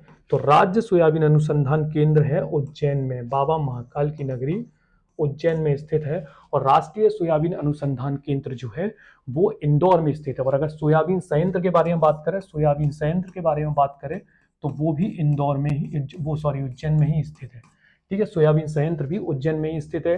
राज्य सोयाबीन अनुसंधान केंद्र उज्जैन में स्थित है। और अगर राष्ट्रीय की बात आ जाती है तो वो इंदौर में स्थित है। मेरा खेत मेरी योजना, मेरा खेत मेरी योजना कब प्रारंभ की गई? 2014 में। जैसे मोदी जी आए और मोदी जी लेके आ गए सबसे पहले मेरा खेत मेरी योजना, यार ऐसे याद कर लो ना, ठीक है। मेरा खेत मेरी योजना कब प्रारंभ की गई? 2014 में प्रारंभ की गई। और इसने बोला गया था भैया कि मेरा खेत मेरी योजना मतलब कि भैया ऐसा है कि जो गांव है मतलब उनमें अपने खेत तक मतलब कनेक्टिविटी रखो, कनेक्टिविटी रखो। कहां तक? कनेक्टिविटी। अब कनेक्टिविटी किससे होगी? बाय रोड, प्लेन तो जाएगा नहीं खेत पर, बाय रोड कनेक्टिविटी रहे। बाय रोड कहां से? घर से खेत तक, ठीक है, खेत तक, ठीक है। ये इस योजना का जो मेन जो मोटो था वो ये था। अगला प्रश्न है हम सबके सामने, बस होने ही वाले हैं यार, 92 हो गए हैं। यार खुद सोचो, मैं कंटिन्यू क्लास ले रहा हूँ पिछले 1.5 से 2 घंटे से, तो मुझे ज्यादा कितना खड़े होकर क्लास ले रहा हूँ, यहाँ पे पढ़ा रहा हूँ। तो थोड़ा सा पेशेंस रखो, आराम से करो, सब हो जाएंगे। पशु गणना 2019 के अनुसार मध्य प्रदेश में पशुओं की कुल संख्या कितनी है? मध्य प्रदेश में पशुओं की कुल संख्या कितनी है? तो मध्य प्रदेश में पशु है लगभग 40 मिलियन। कितने पशु हैं? 40 मिलियन, 40.6 मिलियन जो पशु हैं मध्य प्रदेश में। पशुओं की कुल संख्या 2019 की पशु गणना के अनुसार बताई गई है, ठीक है। अगले प्रश्न पर आ जाते हैं। मध्य प्रदेश में राष्ट्रीय पशुधन विकास नीति किस वर्ष जारी की गई? कौन सी? राज्य पशुधन विकास नीति मध्य प्रदेश में किस वर्ष जारी की गई? तो मध्य प्रदेश में 2011 में राज्य पशुधन विकास नीति जारी की गई है। अगला है कि राज्य मत्स्य विकास निगम की स्थापना कब की गई है? तो राज्य जो मत्स्य विकास निगम है उसकी स्थापना की गई है 1979 में। कब की गई है? राज्य मत्स्य विकास निगम की स्थापना 1979 में की गई है। बस 6 प्रश्न और हैं, जल्दी से फिनिश कर लेते हैं, फिर हमारी ये 100 प्रश्न हो जाएंगे। और मोस्ट इंपॉर्टेंट प्रश्न यार, इस सीरीज को बहुत बहुत बहुत अच्छे से शेयर करना दोस्तों को। और आप तो एक से एक बार और अगर हो सके 2 की स्पीड पे करके एक बार और देख लेना, कोई भी प्रश्न छूटेगा नहीं, कोई भी प्रश्न रहेगा नहीं, और कोई भी प्रश्न गलत नहीं होगा। क्योंकि देखो इजी प्रश्न तो आपको बहुत अच्छे से आते हैं, लेकिन जो हार्ड प्रश्न है, जो कठिन प्रश्न है, उनको कहीं ना कहीं बनाने में हमें दिक्कत होती है, तो वो हमारे गलत नहीं होने चाहिए।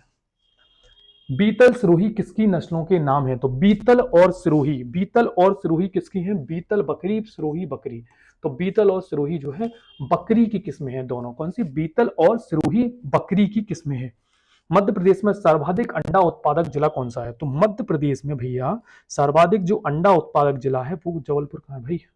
हीरा, मध्य प्रदेश में सर्वाधिक जो अंडा उत्पादक जिला है वो है जबलपुर। अब देखो, अगर अंडा उत्पादन की आ गई है तो जबलपुर आ गया, लेकिन अगर दूध की बात आ जाए तो मध्य प्रदेश में सर्वाधिक दूध उत्पादित जिला कौन सा है? तो मध्य प्रदेश में सर्वाधिक दूध उत्पादित जिला है मुरैना। कौन सा जिला है? मध्य प्रदेश में सर्वाधिक दूध उत्पादित जिला है मुरैना। और मध्य प्रदेश में सर्वाधिक मांस उत्पादित जिला है ना, ये तो आपको ही पता होगा, मुझे बताने की जरूरत नहीं है। मध्य प्रदेश की राजधानी भोपाल जो है मध्य प्रदेश में सर्वाधिक मांस उत्पादित जिला है। सर्वाधिक अंडा उत्पादित जिला कौन सा है? सर्वाधिक अंडा उत्पादित जिला है जबलपुर। अगले प्रश्न पर आ जाते हैं हम। सर्वाधिक पशु घनत्व किस जिले में है? सर्वाधिक पशु घनत्व सबको पता है, मध्य प्रदेश सर्वाधिक पशु घनत्व जो है टीकमगढ़ जिले में स्थित है। कौन से जिले में स्थित है? मध्य प्रदेश में सर्वाधिक पशु घनत्व जो है टीकमगढ़ जिले में स्थित है। और सबसे कम पशु कहाँ पे है? सबसे कम पशु जो है, सबसे कम देखो, कम पशु घनत्व सबसे कम कहाँ पे है? सबसे कम है होशंगाबाद में, है ना। तो मध्य प्रदेश में सर्वाधिक पशु घनत्व कहां पर है? टीकमगढ़ जिले में स्थित है। और सबसे कम पशु घनत्व जो है मध्य प्रदेश के होशंगाबाद जिले में स्थित है। अगला प्रश्न है हम सभी के सामने, ये लो 100 पूरे कर देंगे इसी स्लाइड में, ठीक है। ये लो, तो देखो यार, सबसे पहले मैं एक छोटी सी चीज आपको ये बताना चाहूंगा कि अगर सेशन अच्छा लगे तो प्लीज यार दोस्तों चैनल को सब्सक्राइब करना, वीडियो को लाइक करना और दोस्तों को शेयर जरूर करना। बहुत ही अच्छे, बहुत शानदार प्रश्न है और बहुत मेहनत लगती है यार बनाने में। कंटिन्यू खड़ा हुआ हूँ यहाँ पे 1.5 से 2 घंटे से, और समझो यार, थोड़ा सा सपोर्ट करो, है ना। मध्य प्रदेश में सहकारी दुग्ध डेवलपमेंट प्रोग्राम कब प्रारंभ किया गया? तो मध्य प्रदेश में सहकारी दुग्ध डेवलपमेंट प्रोग्राम जो है चालू किया गया था। सहकारी दुग्ध डेवलपमेंट प्रोग्राम चालू किया गया 1970 में। कब प्रारंभ किया गया? 1970 में इसे प्रारंभ किया गया है। अगला प्रश्न है कि रानीखेत नामक बीमारी किस पशु से संबंधित है? मोस्ट इंपोर्टेंट प्रश्न है भैया, बहुत इंपॉर्टेंट है ये, आता है और लूसेंट में जाके विविध में भी देखोगे ना तो भी आपको ये प्रश्न मिल जाएगा कि रानीखेत नामक बीमारी जो है किस पशु से संबंधित है? रानीखेत नामक बीमारी जो है मुर्गी में होती है। किस में होती है? मुर्गी में होती है। बहुत सारी बीमारियां हैं यार, एक और बीमारी आती है खुरहा। खुरहा बीमारी किस पशु में होती है? खुरहा बीमारी, ये याद रख लेना, क्योंकि अभी हाल ही में एक परीक्षा में ये प्रश्न पूछा गया है कि खुरहा नामक बीमारी किस पशु से होती है? तो खुरहा नामक बीमारी होती है सुअर से। किससे होती है? सुअर से होती है खुरहा नामक बीमारी, ठीक है। अगला प्रश्न है कि मध्य प्रदेश में गौ सेवा आयोग का गठन कब किया गया? तो मध्य प्रदेश में जो गौ सेवा आयोग है, गौ सेवा आयोग का गठन कब किया गया है? गौ सेवा आयोग का गठन किया गया है 1995 में। कब गठन किया गया है? तो 1995 में मध्य प्रदेश में गौ सेवा आयोग का गठन किया गया है। तो दोस्तों ये जो है 100 प्रश्नों की सीरीज हमारी यहाँ पर पूरी हो जाती है। और 100 प्रश्नों में हमने यहाँ पर बहुत ही इंपॉर्टेंट प्रश्नों का चर्चा की है। तो दोस्तों अगर सीरीज अच्छी लगे तो दोस्तों को शेयर करें, लाइक करें और चैनल को सब्सक्राइब करें। जय हिंद, जय भारत, धन्यवाद, थैंक यू।